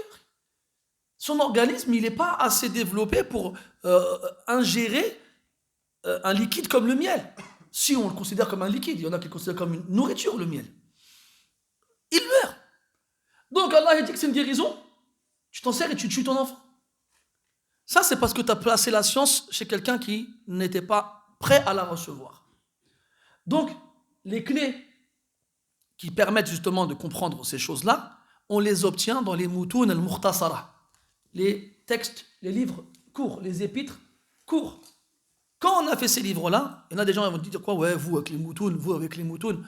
Et ça, c'est même aujourd'hui encore dans le milieu des étudiants dans les pays musulmans, c'est un débat qui fait rage.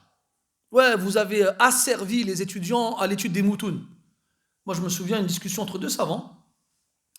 Un, il demande à l'autre, qu'est-ce que tu fais comme doulos actuellement? Il dit, on fait Zad al-Mustaqni', on fait tel livre, on fait tel livre. Et lui et l'autre, il dit, wa mata yasma'un qala Allah wa qala Rasulullah. Et tes élèves, quand est-ce qu'ils vont entendre Allah, il a dit, le prophète, il a dit? En gros, tusmi'unahum kalam ar-rijal. Vous leur faites entendre la parole des hommes. Mais c'est une étape qui doit être franchie pour que quand on nous dise qala Allah, qala Rasul, on comprenne ce qu'ils ont voulu dire. C'est ça qu'il faut tout simplement. Mais ça, c'est des choses, même chez certains étudiants, c'est pas accepté. Il faut faire attention à ces choubouhats, c'est des choubouhats. Comme ceux qui viennent te dire non, apprendre le Coran, c'est pas obligatoire. Il n'y a pas de dalil. Toujours la même rengaine. Toujours inlassablement la même rengaine. Résultat, eh bien, on a une génération de tollab aujourd'hui qui ne connaissent pas le Coran. Une génération de tollab qui ne dirige pas la prière pour le tarawih. Une génération de tollab qui ne monte pas sur les manabir. Si toi, tu aspires à lever l'ignorance des gens, comme on l'a vu précédemment, il faut que les gens te voient. Il faut que les gens te connaissent. Il faut que les gens ils voient ce que tu as à leur donner. Et le premier endroit où les gens ils vont te voir, c'est le mihrab et le minbar. C'est là où ils doivent te voir. Ils disent que le Bukhari, rahimahullah ta'ala, la première fois qu'il est apparu, c'est un de ses chouyours, il était parti en voyage, il lui a demandé de le remplacer pour la khutbah. Et le Bukhari, au départ, il n'était pas prêt à faire la khutbah, il ne voulait pas cette responsabilité, ça fait peur, c'est normal. Alors son cheikh, il lui dit, écoute, j'ai écrit des khutbahs, tu les lis, c'est tout. Le Bukhari, avant de commencer les khutbahs, il les lisait. Et il trouvait le style, il trouvait qu'il ne lui convenait pas. Alors il a apporté des modifications. Il a mis sa touche personnelle.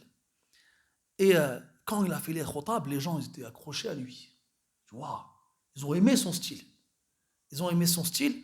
Et quand le cheikh il est revenu, les gens ils m'ont dit, oh ton élève, mashallah, il nous fait des super khotab, franchement, mashallah. Et lui il n'a pas compris en fait, c'est bizarre. Moi ils m'ont jamais dit ces remarques-là quand je faisais les khutbah avant. Pourtant il a fait que lire les miennes. Alors il m'a dit, t'as changé quelque chose? Il m'a dit oui, j'ai préféré mettre ma touche personnelle. Et bon après il n'était pas content le cheikh, mais ce qui compte, c'est que c'est là qu'il a été vu en premier, sur le minbar.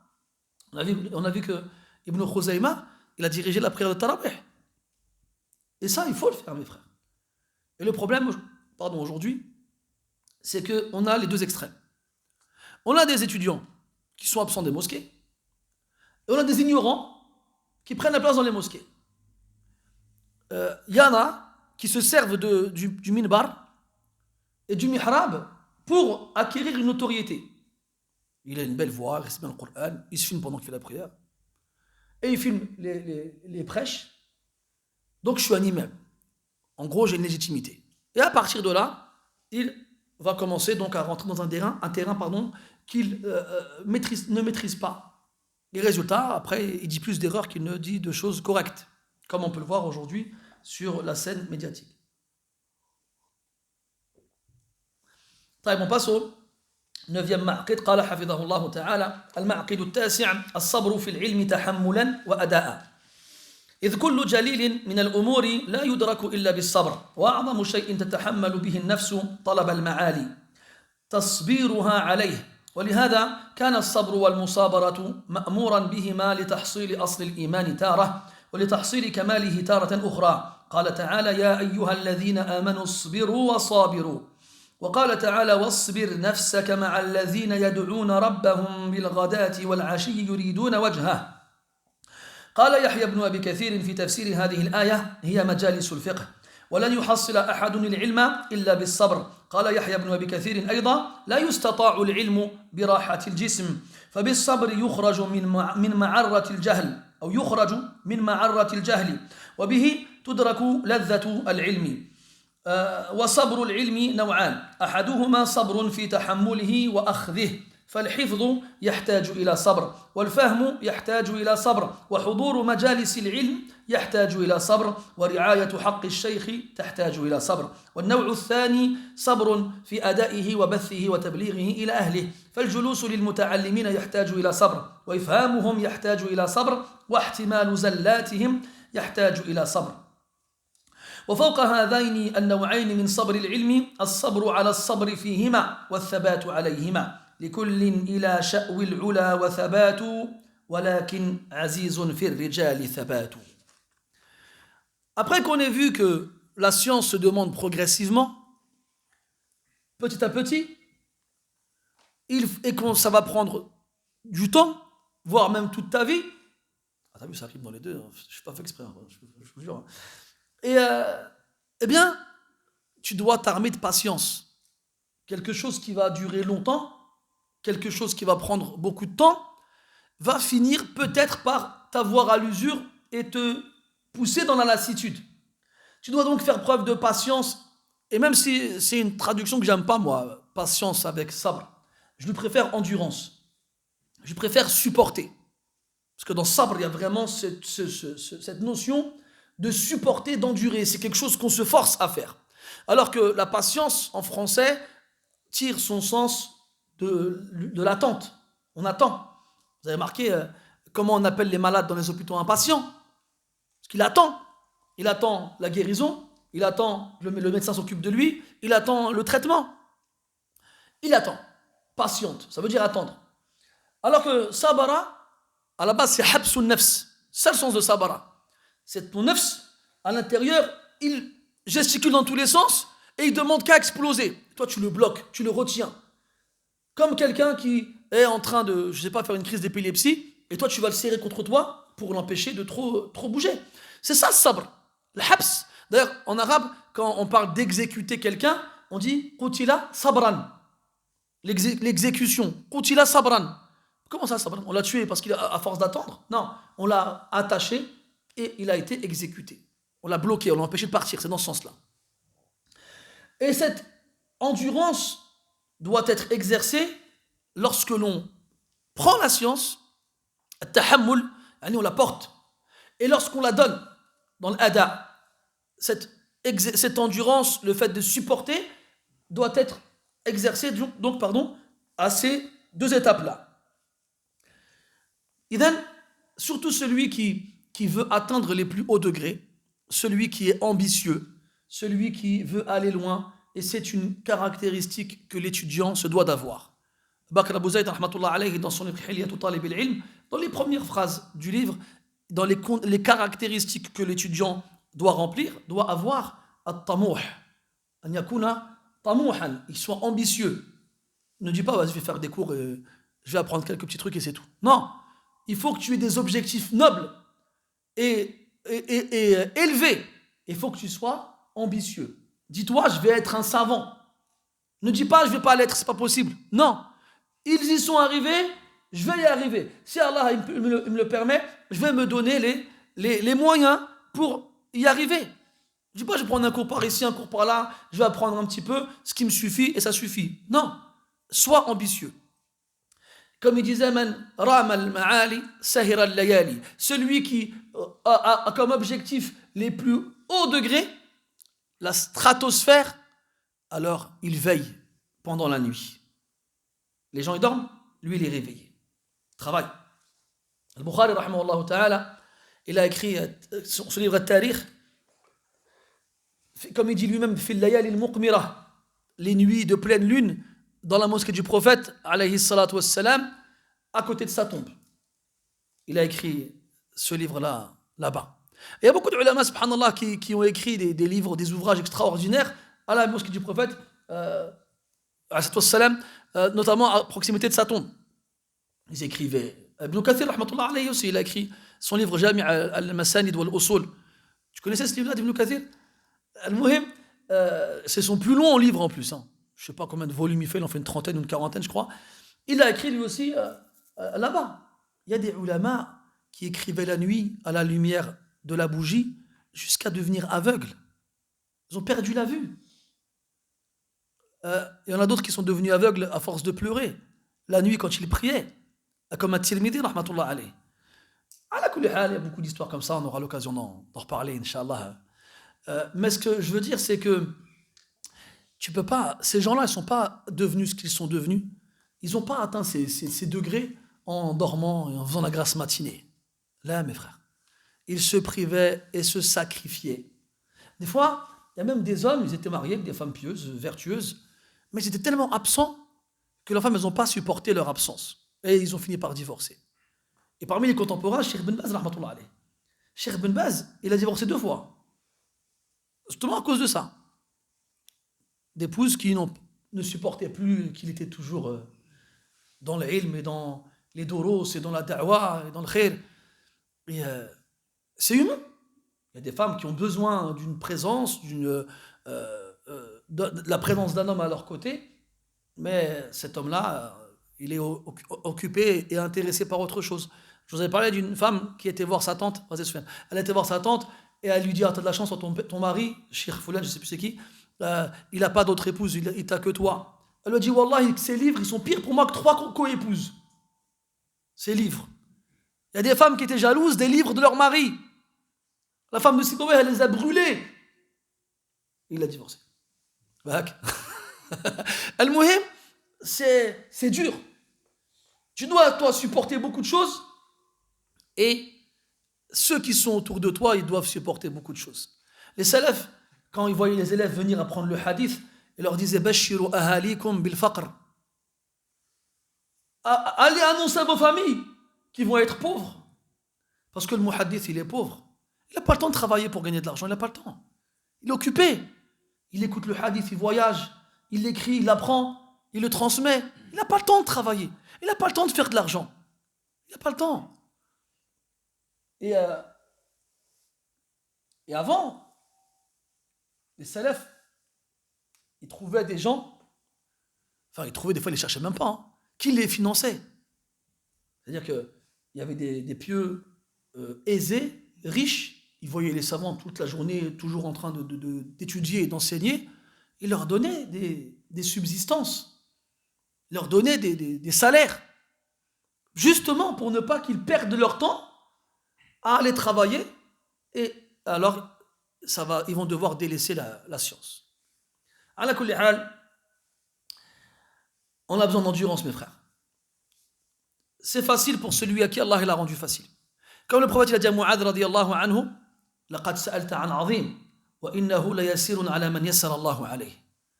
Quand Mu'adh il a demandé au prophète un moyen d'entrer au paradis et de s'éloigner de l'enfer, ils lui ont répondu, tu as demandé quelque chose d'énorme, mais c'est facile pour celui à qui Allah l'a facilité. Donc, arme-toi de patience. Allah dit dans le Coran, Ya ayyuhalladhina amanu sbiru wa sabiru. C'est quoi la différence entre les deux verbes? Déjà, aslan, le alif. Isbiru, sabara. Sabiru, sabara. Wa ziyadatu fil mabna, ziyadatun fil ma'na. Le fait de rajouter une lettre à la forme initiale indique un rajout aussi dans son sens. On a dit sabr à la base, c'est habsun nafs, c'est se forcer. Et le alif supplémentaire, lui, il indique al-mubalagha fi sabr, l'exagération dans l'endurance. Il y a l'endurance de base et il y a l'endurance, comment dirais-je, supérieure. Tu dois faire preuve d'endurance dans ton endurance, ce qui t'en fait supporter deux, une endurance au carré, une endurance double couche. Isbiru wa sabiru. Et dans notre verset, Allah dit wasbir nafsaka ma'a alladhina yad'una rabbahum bil ghadati wal ashi. Allah dit au prophète sallallahu alayhi wa sallam, reste, force-toi à rester avec ceux qui invoquent leur Seigneur matin et soir. Vous, mes frères, c'est avec vous qu'on doit se forcer de rester. Pas celui qui propose un foot le dimanche matin, ou celui qui propose d'aller faire un tour au marché, ou celui qui propose d'aller travailler, gagner un peu plus d'argent, rajouter du beurre dans les épinards, ou de l'axe. L'épinard, non? Oui, t'as compris. Je mange pas de beurre, je mange pas d'épinards, c'est pour ça que je suis pas au courant. Ala kulli hal, et toi, tu as le choix d'aller à un dars. Wasbir nafsaka ma'a alladhina yad'una rabbahum. Et rapidement, très rapidement, les circonstances de révélation de ce verset. Kuffar de Quraysh ont été voir le prophète sallallahu alayhi wa sallam. Ils lui ont dit, on accepte de s'asseoir avec toi pour t'écouter, nous parler de ta religion. Mais à une condition. Eux là, les pauvres et les esclaves, ne s'assoient pas avec eux. Tu leur dis de partir, et nous on s'assoit avec toi. Et là, le prophète sallallahu alayhi wa sallam, il a accepté, parce que comme on l'a dit tout à l'heure, lui, son but, c'est qu'Allah il les guide.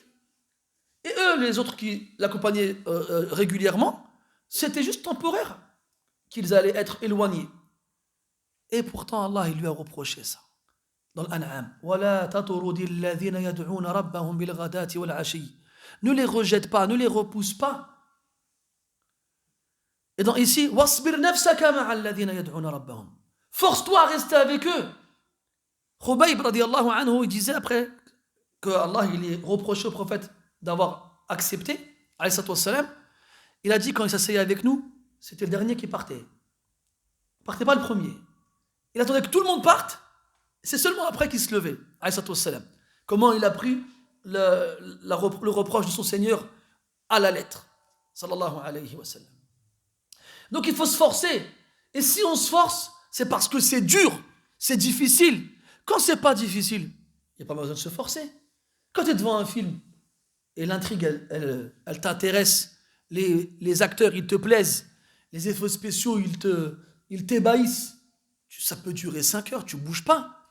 Quand tu suis un match de foot et que l'action elle est importante, ou que l'enjeu il est important, et que les joueurs que tu aimes ou l'équipe que tu supportes, ils sont en train de jouer, pareil, ça peut durer longtemps, ça ne te dérange pas.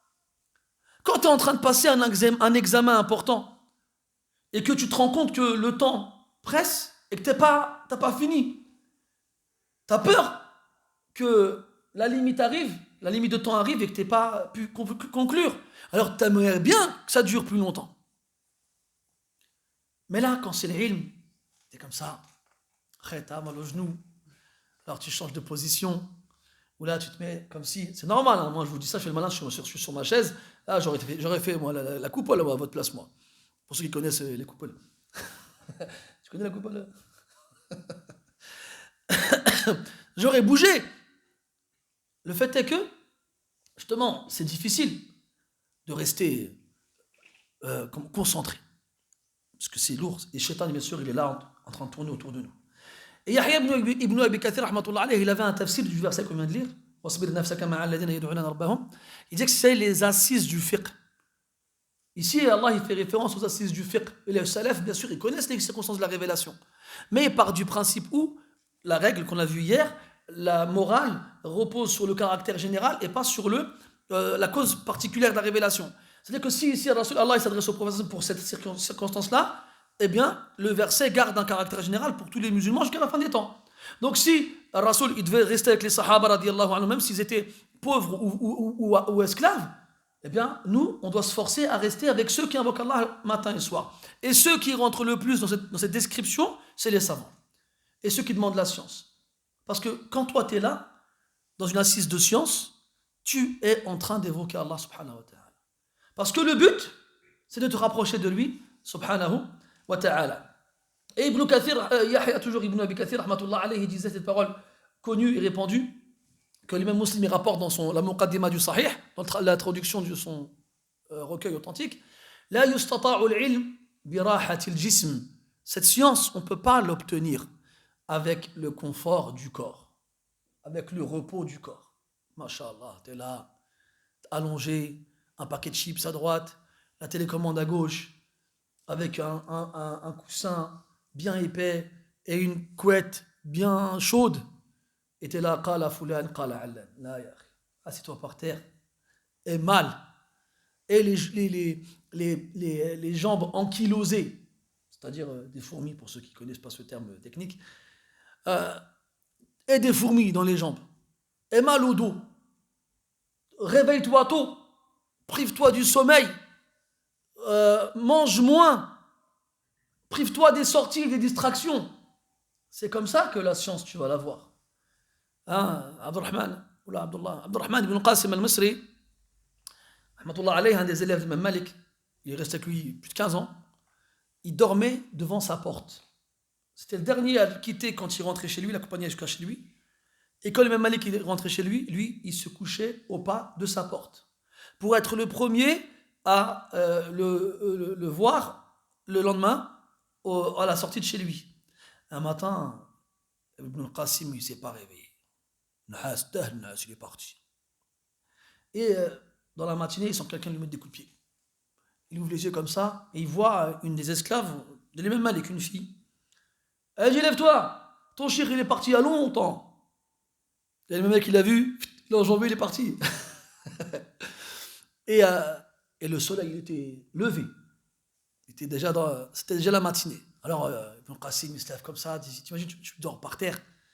Moi, je me rappelle, un de mes premiers souvenirs à mon premier pèlerinage en 2002, c'était un Afghan qui dormait par terre sur le marbre de la mosquée. Je vous jure, il avait l'air de dormir trop bien. Je le regardais comme ça, je dis comment il était là comme ça, il avait une tête de je dors trop bien. Nous, on a des bons matelas, on n'a pas cette tête-là quand on dort. Je dis comment il fait? Il n'y a pas de couverture, il n'y a pas de tapis, il n'y a rien. Les Afghans, c'est des robots. Ah, masha'Allah, eux, tu comprends pourquoi les Russes, les Américains n'ont pas réussi, ils ont rien réussi à faire avec. C'est des machines, ces hommes-là. Ils vivent dans la montagne, c'est extraordinaire. Quand tu les vois en Arabie, tu dis subhanallah. Wallah, il dort par terre sur du marbre froid, il est bien. Parce que entre ce marbre froid et le parterre de cailloux de Peshawar, non pas Peshawar, Kandahar, Peshawar c'est au Pakistan, le choix, il est vite fait. Je l'ai regardé comme ça. Voilà, je me suis dit, comment il fait en fait? Moi, j'ai essayé. Vous savez, il y a un hadith rapporté par At-Tirmidhi. Hafsa radiallahu anha, elle nous raconte que le prophète il dormait sur une couverture pliée en deux. Donc avant de dormir, elle préparait sa couverture et il dormait dessus. Une fois, regardez, c'est extraordinaire, regardez, les hadiths, ils sont extraordinaires. Une fois, elle a dit quoi? Et si le pliant en quatre, il sera plus épais et donc le prophète dormira mieux. Donc ils l'ont plié en quatre. Le prophète, il vient dormir. Et il se réveille à la fajr. Il ne s'est pas réveillé la nuit pour prier. Il se réveille comme ça.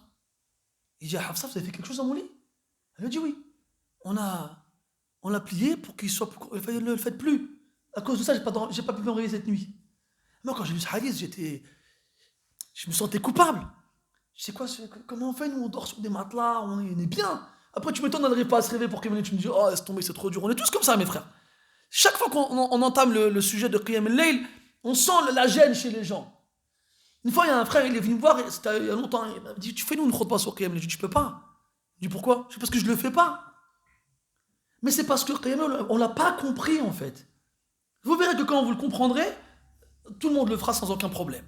Ala kulli hal, donc moi, je lis le hadith, je fais, allez, à partir d'aujourd'hui, je mets une couverture par terre et je dors par terre. J'ai pas fait ça longtemps. Voilà, j'ai pas fait ça longtemps. Nuit de nuit, ah c'était trop dur. Tu sais quand tu commences à t'engourdir, le sol il est dur, tu t'es comme ça. Après je sais bon vas-y. Plus tard, Inch'Allah. J'ai rangé la couverture, je suis retourné dans mon lit. Mais pour ça, pour dire mes frères que c'est comme ça qu'ils vivaient eux avant. C'était Saïd ibn Jubayr, rahmatullah alayhi, il avait un coq. Et son coq, il chantait au milieu de la nuit. Il avait réussi à le régler, le coq. Et il le réveillait pour faire Qiyam al-Layl. Et un jour, le coq, il n'a pas chanté. Et Saïd ibn Jubayr, il a été réveillé par l'adhan. Il était dégoûté. De colère, il dit au coq, Qata'allahu sawtak. Qu'Allah, il te coupe la voix. Ils ont dit, plus jamais on l'a entendu chanter le coq. Plus jamais. Istajab Allahu du'a. Allah, il lui a répondu à son invocation. Sa mère, quand elle a vu ça, elle a dit, Abounay, la tad'u ala shay'in abada. Elle a dit, mon fils, n'invoque plus jamais Allah contre quoi que ce soit. Qata'allahu sawtak. Ils se réveillaient. Quand ils ne se réveillaient pas, ils étaient dégoûtés. Ils avaient perdu quelque chose d'inestimable. Alors qu'ils ont ils ont fait le fajr à l'heure. Hein. Sur la mosquée, tranquille bien. Là, on parle de gens qui ne sont pas réveillés pour prier la nuit. Et qu'est-ce qu'on doit dire, nous, qui ne nous réveillons pas pour le fajr? Au point où, quand tu fais le fajr à l'heure, tu passes pour le salih de l'époque. Je me souviens à l'époque, on allait faire le fajr à la mosquée. Je fais encore à la mosquée, je vous rassure, en cas où. Tu vois, c'était avant. Quoi. Bref. Et quand on discutait comme ça entre nous, tu sais, innocemment, ouais, ce matin à la mosquée, tu vas à la mosquée, le fajr, toi? Ben ouais. Masha'Allah! Ah, t'es un salih, toi? Non, c'est toi le flingué.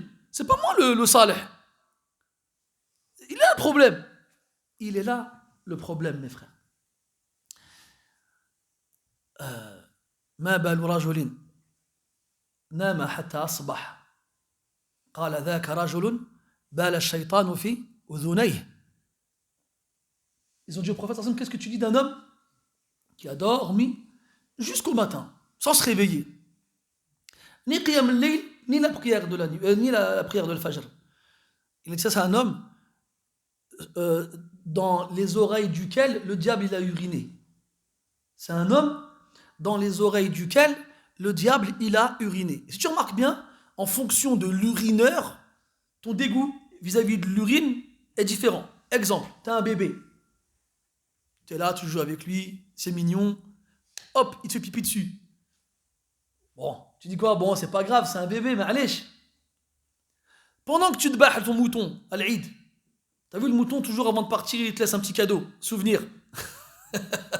Toi, t'es en train de le dbah, et lui, hop, il te fait pipi dessus, ou bien même des fois, il fait la grosse commission. Il mange que de l'herbe. C'est pas grave. En plus, c'est pas impur, chez le Hanabila. Imagine quelqu'un, un humain quelconque, proche ou lointain, il t'urine dessus. Ah, ça va pas ou quoi? Imagine un animal, un chien, tu vas l'accepter. Plus c'est dans ta mentalité, c'est quelque chose, c'est quelqu'un de sale, de loin, plus ton dégoût vis-à-vis de son urine, il va être important. Alors qu'est-ce qu'on doit dire de l'urine du diable? Et il ne fait pas pipi sur les pieds, ou sur les genoux, ou sur la cuisse, il fait pipi dans les oreilles. أترضى أن تصبح مرحاضا للشيطان? T'acceptes toi d'être des toilettes pour le diable? Agib ça. En plus, vous savez que dans quasiment toutes les cultures, l'humiliation extrême, c'est d'uriner sur quelqu'un. L'humiliation extrême, c'est d'uriner sur quelqu'un. Quelqu'un, tu t'es battu avec lui, tu l'as mis par terre, tu l'as battu, les gens ils sont autour en train de dire oh la honte, il s'est fait battre. Tu regardes ça, tu dis ah, vous voulez que je l'humilie pour de vrai? Et tu lui urines dessus. C'est l'humiliation extrême. Et donc si tu comprends à travers ça que le diable, s'il fait ça, c'est pour t'humilier. Il a dit regarde comment je t'ai eu. Je t'ai battu à plat de couture. Avant d'aller dormir, je t'ai noué des nœuds autour de la nuque. Et je t'ai dit quoi? Alayka laylan tawil. Passe une longue nuit. Faut pas que tu te réveilles. Donc il t'a déjà mis un uppercut dès le début de la nuit. Et si jamais tu ne dénoues aucun de ces nœuds, le matin, pour marquer sa victoire écrasante, il finit en t'urinant dessus. L'humiliation totale et absolue. Alors si tu as un semblant de dignité, si ta personne vaut quelque chose à tes yeux, n'accepte pas que le diable t'urine dans les oreilles. Donc je disais qu'il faut se sacrifier, il faut se forcer, il ne faut pas accepter tout ce que les autres ils acceptent. Si on veut faire partie de l'élite, alors il faut la mériter. Il faut faire les sacrifices pour y arriver. Et dire que la patience, l'endurance dans la demande de la science est de deux types. Dans la façon de le prendre, comme on a dit tout à l'heure, ce qui implique l'apprentissage, la mémorisation. Il faut endurer la mémorisation, c'est difficile. Ce qui implique une endurance pour la compréhension, il faut endurer pour mémoriser, il faut endurer pour comprendre, il faut endurer pour être présent dans les assises où la science elle est donnée, et il faut endurer le droit de ton professeur sur toi. Surtout si ton professeur il est pas commode. Hein? C'est un professeur dur, sévère, avec un comportement particulier, endure. Parce que c'est lui qui va te permettre d'atteindre ce que tu convoites. Avant, les salafs, ils étaient durs. Abu Hanifa, il a cassé une brique sur la tête d'un de ses élèves. Je crois que c'est Mohamed ibn Hassan. Et l'imam Malik, il a envoyé ses hurras. C'était Hisham ibn Zakwan, si je ne dis pas de bêtises, je ne sais plus comment il s'appelle exactement. Un des imams du Coran. Il a une riwaya du Coran. Il était dans Sham. Et il est parti à Médine. Et au Sham, la tariqa dans le hadith, c'est que l'élève, il lit au shir. Que l'élève, il lit au shir. Et à Médine, chez l'imam Malik, c'était le shir qui lisait à l'élève. Donc le shir, il a son kitab, les tollab, ils sont assis autour de lui, et lui, il lit, et eux, ils écrivent. Il est arrivé à l'assise de l'imam Malik, puis il y a tout le monde, et l'imam Malik, il avait des hurras dans son majlis. Il avait des gardes pour rappeler à l'ordre ceux qui ont un mauvais comportement, une mauvaise position, ou autre. Et là, après le majlis, Hicham, il est là, il attend de pouvoir lire au shir. Puis à un moment, il lève la main comme ça, il dit quand est-ce qu'on te lit et nous, quand est-ce qu'on te lit? Il dit vous lisez pas, vous. Comment tu? Il fait non, nous chez nous on lit. Bref, il a comment? L'imam Malik l'a regardé les hurras comme ça. Allez, vas-y. Occupez-vous de lui. Ils l'ont attrapé, ils l'ont sorti dehors, ils l'ont frappé. Ils l'ont frappé. Et Hicham, après, il va voir le mec, il dit tu sais, je suis qui? Le mec, il dit non, je ne sais pas. Et moi, je suis Ibn Amir du Sham. Et comme il disait l'imam Ahmad, les gens de la vertu se connaissent entre eux. Ils le connaissaient. Oh, subhanallah. Il lui dit, Ana la aj'aluka fi hillin yawm al-qiyamah. Je te pardonne pas le jour de la résurrection parce que tu viens de me faire. Sauf si tu me permets de te lire 10 hadiths. Il a dit, vas-y, lis. Et il lui a lu 10 hadiths. Ala kulli hal, les exemples sont nombreux, l'A'mash et d'autres. Ils étaient durs avec leurs élèves. Et ils patientaient, ils supportaient, ils enduraient, ils restaient, ils suppliaient le shirk de leur donner plus. Frappe-nous et continue à nous donner. Ma'alish. Et aujourd'hui, tu t'inscris dans une école, tu payes, tu t'assois. Ah, je l'aime pas, lui. Il parle trop vite, il parle trop lentement, il rigole trop, il rigole pas assez, il est trop dur, il est trop mou. Il y a toujours quelque chose qui te dérange. À la fin, tu t'inscris dans cette école, tu restes 2 semaines, 1 mois, 2 mois, après tu disparais. L'année d'après, non, j'ai pas aimé cette école, finalement je vais aller dans une autre.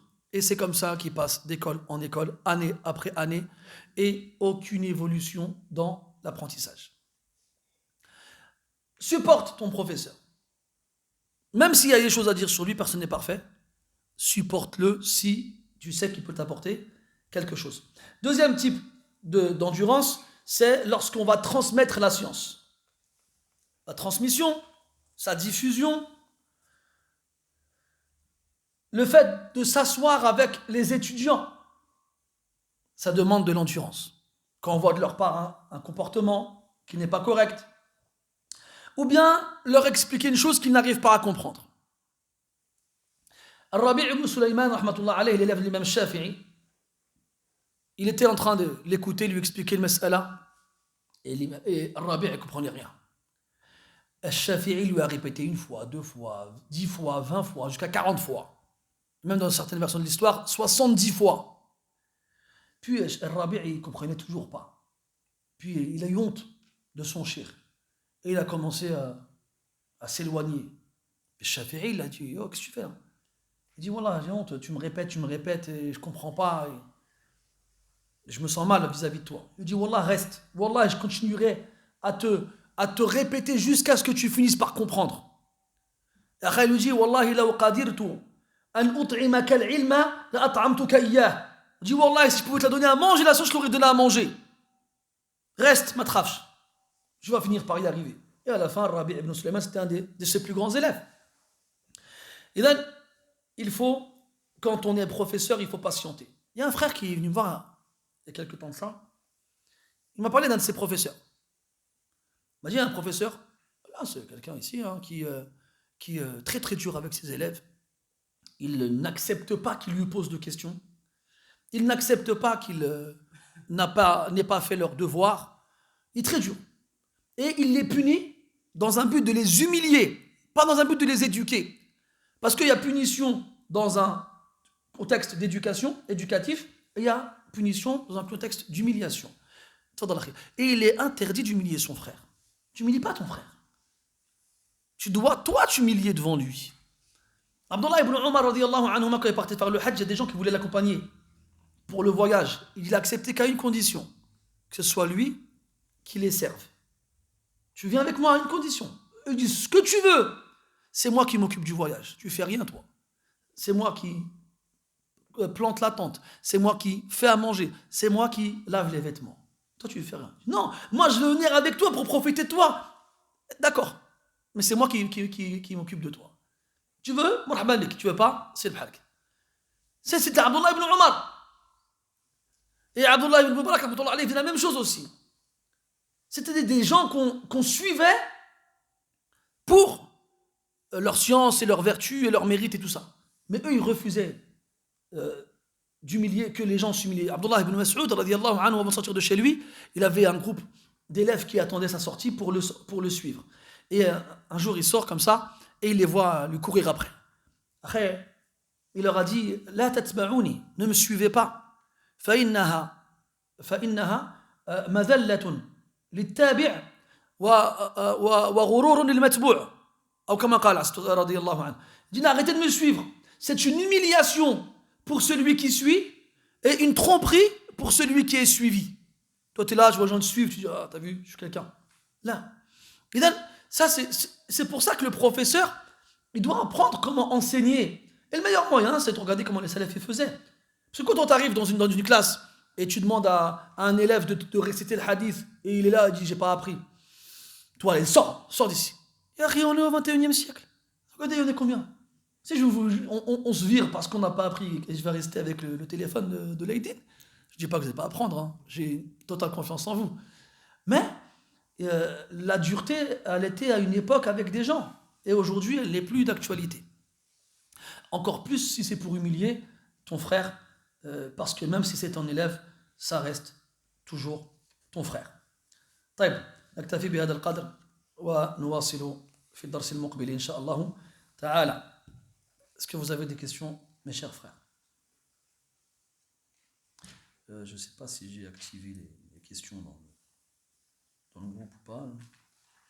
Message, non. Alors, excusez-moi. Voilà. Voilà. لا إله إلا الله أستغفر الله وأتوب إليه. Ah oui, Akhi, tfadal. Excuse-moi, ton prénom c'est Suleiman? Ah, Salah ad-Din, c'est vrai, excuse-moi. Jumla, yani, tu sais, dans la traduction contemporaine, on dit al-bay' bil jumla. C'est les grossistes. C'est-à-dire en grande quantité. Jumla, c'est en grande quantité. Jumla en arabe, en grammaire, c'est la phrase. C'est parce que c'est un groupe de mots. D'accord? Et donc, en gros, si on voulait une traduction fidèle, on dirait akhdul ilmi jumlatan, regroupé. C'est comme si je prenais toute la science, je la regroupais et je la prenais d'un coup. C'est dans ce sens-là. Donc celui qui va prendre la science en une fois, en regroupé, et il la perdra en une fois. C'est dans ce sens-là, wallahu ta'ala a'lam. Et le détail, quand ils disent la vente au détail, il y a de tafsil. Tfadal akhi.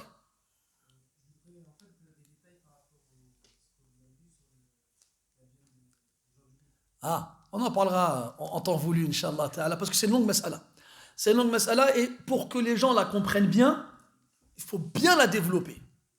Et la développer demande beaucoup de temps. Parce qu'en fait, tout part du principe de qu'est-ce que sont les gens du livre. C'est quoi les gens du livre? Quelles sont leurs caractéristiques? Comme un musulman, il est reconnu par des caractéristiques, les gens du livre sont eux aussi reconnus par des caractéristiques. Tant qu'on ignore ces caractéristiques-là, on ne pourra pas comprendre cette mas'ala. Surtout quand on sait que ces caractéristiques-là ne sont pas sujets à unanimité chez les savants. Il y a donc des divergences à ce niveau-là. Et à partir de cette divergence-là, il y en a qui estimeront que les habitants de tel pays sont des gens du livre et d'autres ne le sont pas. Donc il y a... Après, ça c'est la première des choses. La seconde, c'est est-ce qu'on va faire un jugement sur l'individu ou un jugement sur l'ensemble des individus, c'est-à-dire le pays. Donc est-ce qu'on va juger par rapport aux individus? Ah, je vais chez le boucher, je vais lui dire, est-ce que tu es chrétien toi? Tu vas à l'église? Tu lis la Bible? Tu crois en Jésus? Ou bien, je vais dire, on est en France, donc tous les Français sont chrétiens, jusqu'à preuve du contraire. Ce sera donc la base. C'est la deuxième chose. La troisième chose, les conditions du sacrifice. Quelles sont les conditions du sacrifice chez le kitabi qui va rendre sa viande licite? D'accord? Et enfin, le jugement de manger cette viande-là. La permission, l'interdiction et la permission dans quelles circonstances. Donc si on veut bien comprendre cette mas'ala, il faut la développer de cette façon-là. Revenir aux paroles des savants, revenir à leurs arguments pour enfin comprendre pourquoi beaucoup de savants aujourd'hui considèrent les pays d'Europe et les pays d'Amérique comme étant des gens du livre. Après, il y a les amalgames, laïcs, république, et ainsi de suite. Toutes ces choses-là composent le sujet. C'est pour ça que moi, je ne rentre pas dans le détail. Je ne rentre pas dans le détail parce que, déjà, premièrement, c'est long. Deuxièmement, j'ai très souvent eu ce genre de débat avec des gens qui n'y connaissaient absolument rien. Ils disent n'importe quoi, en fait. Et malgré leur ignorance totale sur le sujet, quand tu leur parles, tu as beau leur donner tous les arguments que tu veux, à la fin, il ne saura pas quoi répondre. Et qu'est-ce qu'il te dira à la fin? Je ne le fais pas quand même. En plus de ça, on a dit le jugement permission ou obligation. Personne n'a dit que c'est obligatoire. Tu peux très bien délaisser quelque chose de permis, c'est pas obligatoire. Bref, c'est donc pour cette raison-là que je ne rentre pas dans le sujet. On m'a posé la question plusieurs fois et tout le temps j'ai dit laissez tomber. Moi j'ai parlé avec des savants, il y en a ils m'ont dit niet, tu manges pas, mange du poisson. D'autres ils m'ont dit mange. Ah, quand ils viennent, ils se prennent même pas la tête. Hein. Ah, ils mangent des steaks et des entrecôtes, ils réfléchissent même pas. Et puis c'est un peu, excusez-moi le terme, c'est un peu hypocrite je trouve moi aussi. Parce que depuis qu'on sait que les KFC et autres fast-food en Arabie sont livrés par des pays étrangers, notamment la France, donc toi tu fais le malin en France, tu dis ah moi je mangerai jamais la viande en France. Et quand tu vas à la Mecque, t'en manges. Quand tu vas au KFC là, tu baves devant le poulet. Tu dis quoi, c'est bon, je vais à la Mecque, c'est halal. Eh ben mon frère il vient du Poitou-Charentes, ton poulet. Hein. Du Poitou-Charentes. Donc calme-toi. Hein. Et moi, quand je suis là-bas, je les vois en train de manger du KFC, c'est bon, hein? Ah, machallah, c'est halal, hein? Ah, machallah, ouais, on en reparlera d'autres jours si tu veux. Donc, cette question-là, elle est longue. Elle n'est pas difficile, hein? Elle est longue. Et, Inch'Allah ta'ala, on aura l'occasion d'en discuter, Inch'Allah. Mais wallah, hein, c'est même. Moi, je comprends pas pourquoi elle fait autant de bruit, cette mas'ala, je comprends pas. Ya, tu peux pas manger, mange pas. Il y a un khilaf. Pourquoi tu pries derrière quelqu'un qui, selon ton madhab, il n'a pas les ablutions? C'est quoi le plus important? C'est ta prière ou c'est ce que tu manges? C'est ta prière. Voilà, moi, je ne comprends pas. Regardez, juste pour une petite allusion sur le khilaf dans le mat'oumat, ce qui se mange. Il y a des khilafs chez les ulama sur ce qu'on a le droit de manger. D'accord? Mathalan, chez l'imam Malik, on a le droit de manger des escargots. Les autres, on n'a pas le droit. Marocains, je sais que les Marocains sont des gros amateurs d'escargots. Boubouche, ils appellent ça. Et il y a des animaux qui sont sujets à divergence dans leur consommation. Je ne vais pas vous donner d'autres exemples. Premièrement, donc l'escargot, aslan, sa nature est sujet à divergence. On ne parle pas de la façon de le tuer ou qui va le tuer. Un musulman, il dit bismillah, il tue un escargot. Eh bien, chez certains savants, c'est halal, chez d'autres, c'est haram. Pourquoi toi, quand tu vois quelqu'un manger l'escargot, tu dis pas ah, astaghfirullah, il mange l'escargot. Non, tu t'en fiches. Ensuite, il y a divergence chez les savants sur la façon de tuer la bête. On prend deux musulmans. Rappelez-moi ton prénom, Harry. Yazid. On a Ilyas et Yazid, c'est le jour de l'Eid, ils prennent leur bête. Ils vont sacrifier. Ils se préparent. Yazid, il dit bismillah, il dbah. Ilyas, il allait s'apprêter à dbah son mouton. Et là, Ibrahim, il arrive, il lui fait hey, tu l'as acheté comment ton mouton? Je l'ai acheté 200 €. Ah, mashallah. Et après, il dbah. Mince, j'ai oublié de dire bismillah. C'est quoi le hukm de ça, Dabiha? C'est quoi le hukm? Ah, vous cassez pas la tête, il y a khilaf. Il y en a, ils vont dire elle est halal, parce que c'est un musulman. Et donc, même s'il a oublié, donc, l'obligation de dire bismillah tombe avec l'oubli, d'autres vont dire non, ça vient d'aller haram, il la donne au chien, il la mange pas. Donc, ceux qui vont dire elle est halal, il va la manger. Ceux qui vont dire elle est haram, il va pas la manger. Chez Ahlul Kitab, quand ils vont dbah leur animal, il y a khilaf sur la façon de dbah. T'as un kitabi, il sort de l'église, c'est le prêtre, gars, yallah. C'est le prêtre. Au lieu de dire bismillah, il dit bismillah masih. Au nom du Christ. Ça vient de l'halal ou pas? Khilaf bain ahl al-ilm. Donc si on rentre dedans, dans mas'alat al-at'ima, il y a voilà les khilaf. Pourquoi tu t'énerves sur ça en fait? Vous savez pourquoi? Je vais vous expliquer pourquoi. Parce que les AVS et compagnie, ils ont fait une da'wa sur le halal tellement extraordinaire que même le gars qui boit de l'alcool et qui fume du shit et qui fornique et qui fait rien du din, il ne mangera pas si c'est pas AVS. Et wallah, que s'ils avaient fait la même da'wa pour la prière, il n'y aurait pas un musulman en France qui ne ferait pas la prière. Bon, ça c'est un autre débat. Ce qui fait que il y a deux choses. Un endoctrinement chez la masse, de façon à ce qu'ils n'arrivent pas à concevoir que autre chose que la viande halal, selon leur compréhension du terme, puisse être consommée. Et la deuxième, c'est les intérêts commerciaux. Parce que si Carrefour et Paul Prédo ils s'intéressent au halal, c'est pas parce qu'ils ont envie de faire du bien aux musulmans. Hein. Ah non, c'est pour renflouer leur tiroir caisse, ni plus ni moins. Donc, C'est pas normal, moi je comprends pas comment on dit pas euphorie quand... Oh, j'ai oublié, le mot m'échappe, ça vous parle? Bon bref, pas grave, ça m'en reviendra plus tard. Euh, cette réaction exagérée des gens sur cette question en fait. Qu'est-ce que ça t'apporte à toi, ce que je rentre dans mon ventre moi? Le problème. Et comme il disait un sage, si on faisait autant attention à ce qui sort de nos bouches qu'à ce qui y entre, on dirait jamais de bêtises. Wallahu ta'ala. J'espère que la réponse te convient.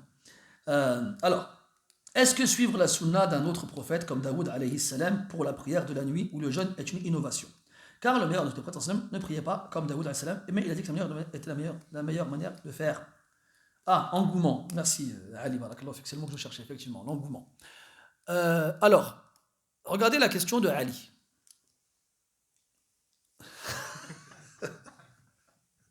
Pourquoi tu rigoles, Ibrahim? Ali, il nous dit que le prophète nous dit que la prière de Daoud est la meilleure des prières, et en même temps, il nous demande est-ce que la prière de Daoud est une innovation? Est-ce que vous saisissez comme moi la subtilité de la question? Comment, mon cher Ali, une action que le prophète conseille est décrite comme étant la meilleure manière de faire peut-elle être une innovation? On revient à la définition de l'innovation chez le prophète lui-même, alayhi salam. Qu'est-ce qu'il dit?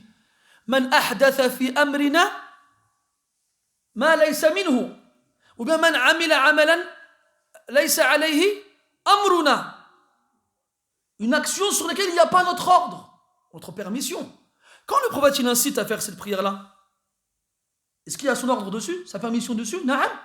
Donc elle n'est pas dans les actions considérées comme une innovation. Elle ne peut donc pas l'être.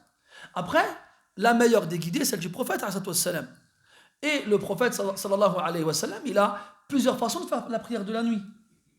Il a déjà prié avec rak'atayn, avec 11 rak'a, avec 13 rak'a, avec 15 rak'a. Il a déjà fait le witr avec une rak'a. Il a fait le witr avec 3 rak'a, avec 5 rak'a, avec 7, avec 9, avec 11 rak'a.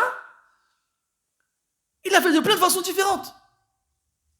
Et quand il a dit ça, il s'adressait à Abdullah ibn Amr ibn As radiyallahu anhu qui faisait la prière de la nuit entière. Entièrement. Aïcha radiyallahu anha, après la mort du prophète, elle voyait que les gens ils commençaient à faire des choses que le prophète ne faisait pas dans les adorations. Elle disait, j'ai jamais vu le prophète prier toute la nuit. Du début de la nuit jusqu'à la fin. Ou, dans une autre version, j'ai jamais vu lire le Coran entièrement.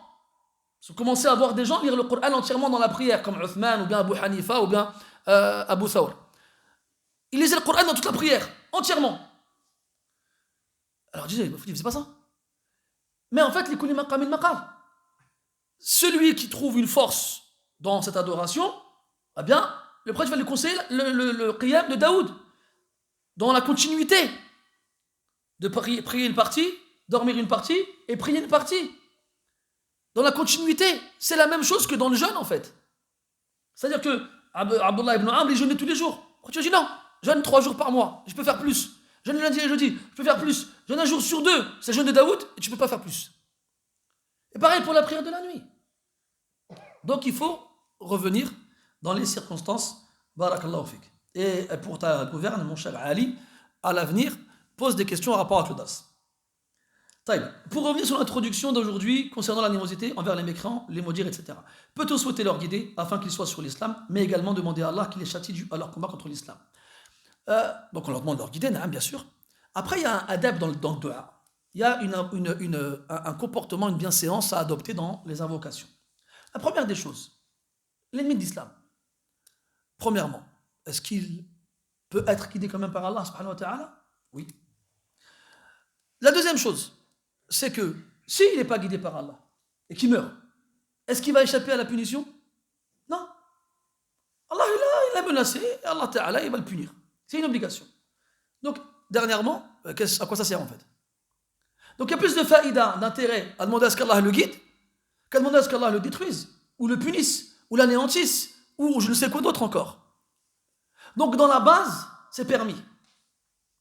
Dans là-bas, c'est permis. Je crois que c'était Abdullah ibn Shaqiq rahimahullah ta'ala qui disait que pendant le Tarawih, à l'époque des Salaf, dans les 10 dernières nuits, quand ils faisaient le qunut, Kanu yal'anuna al-kafara.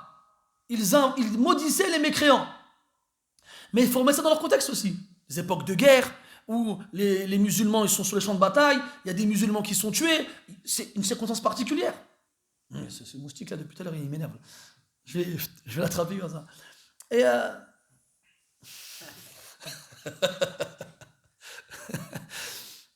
les kulli maqamin maqal.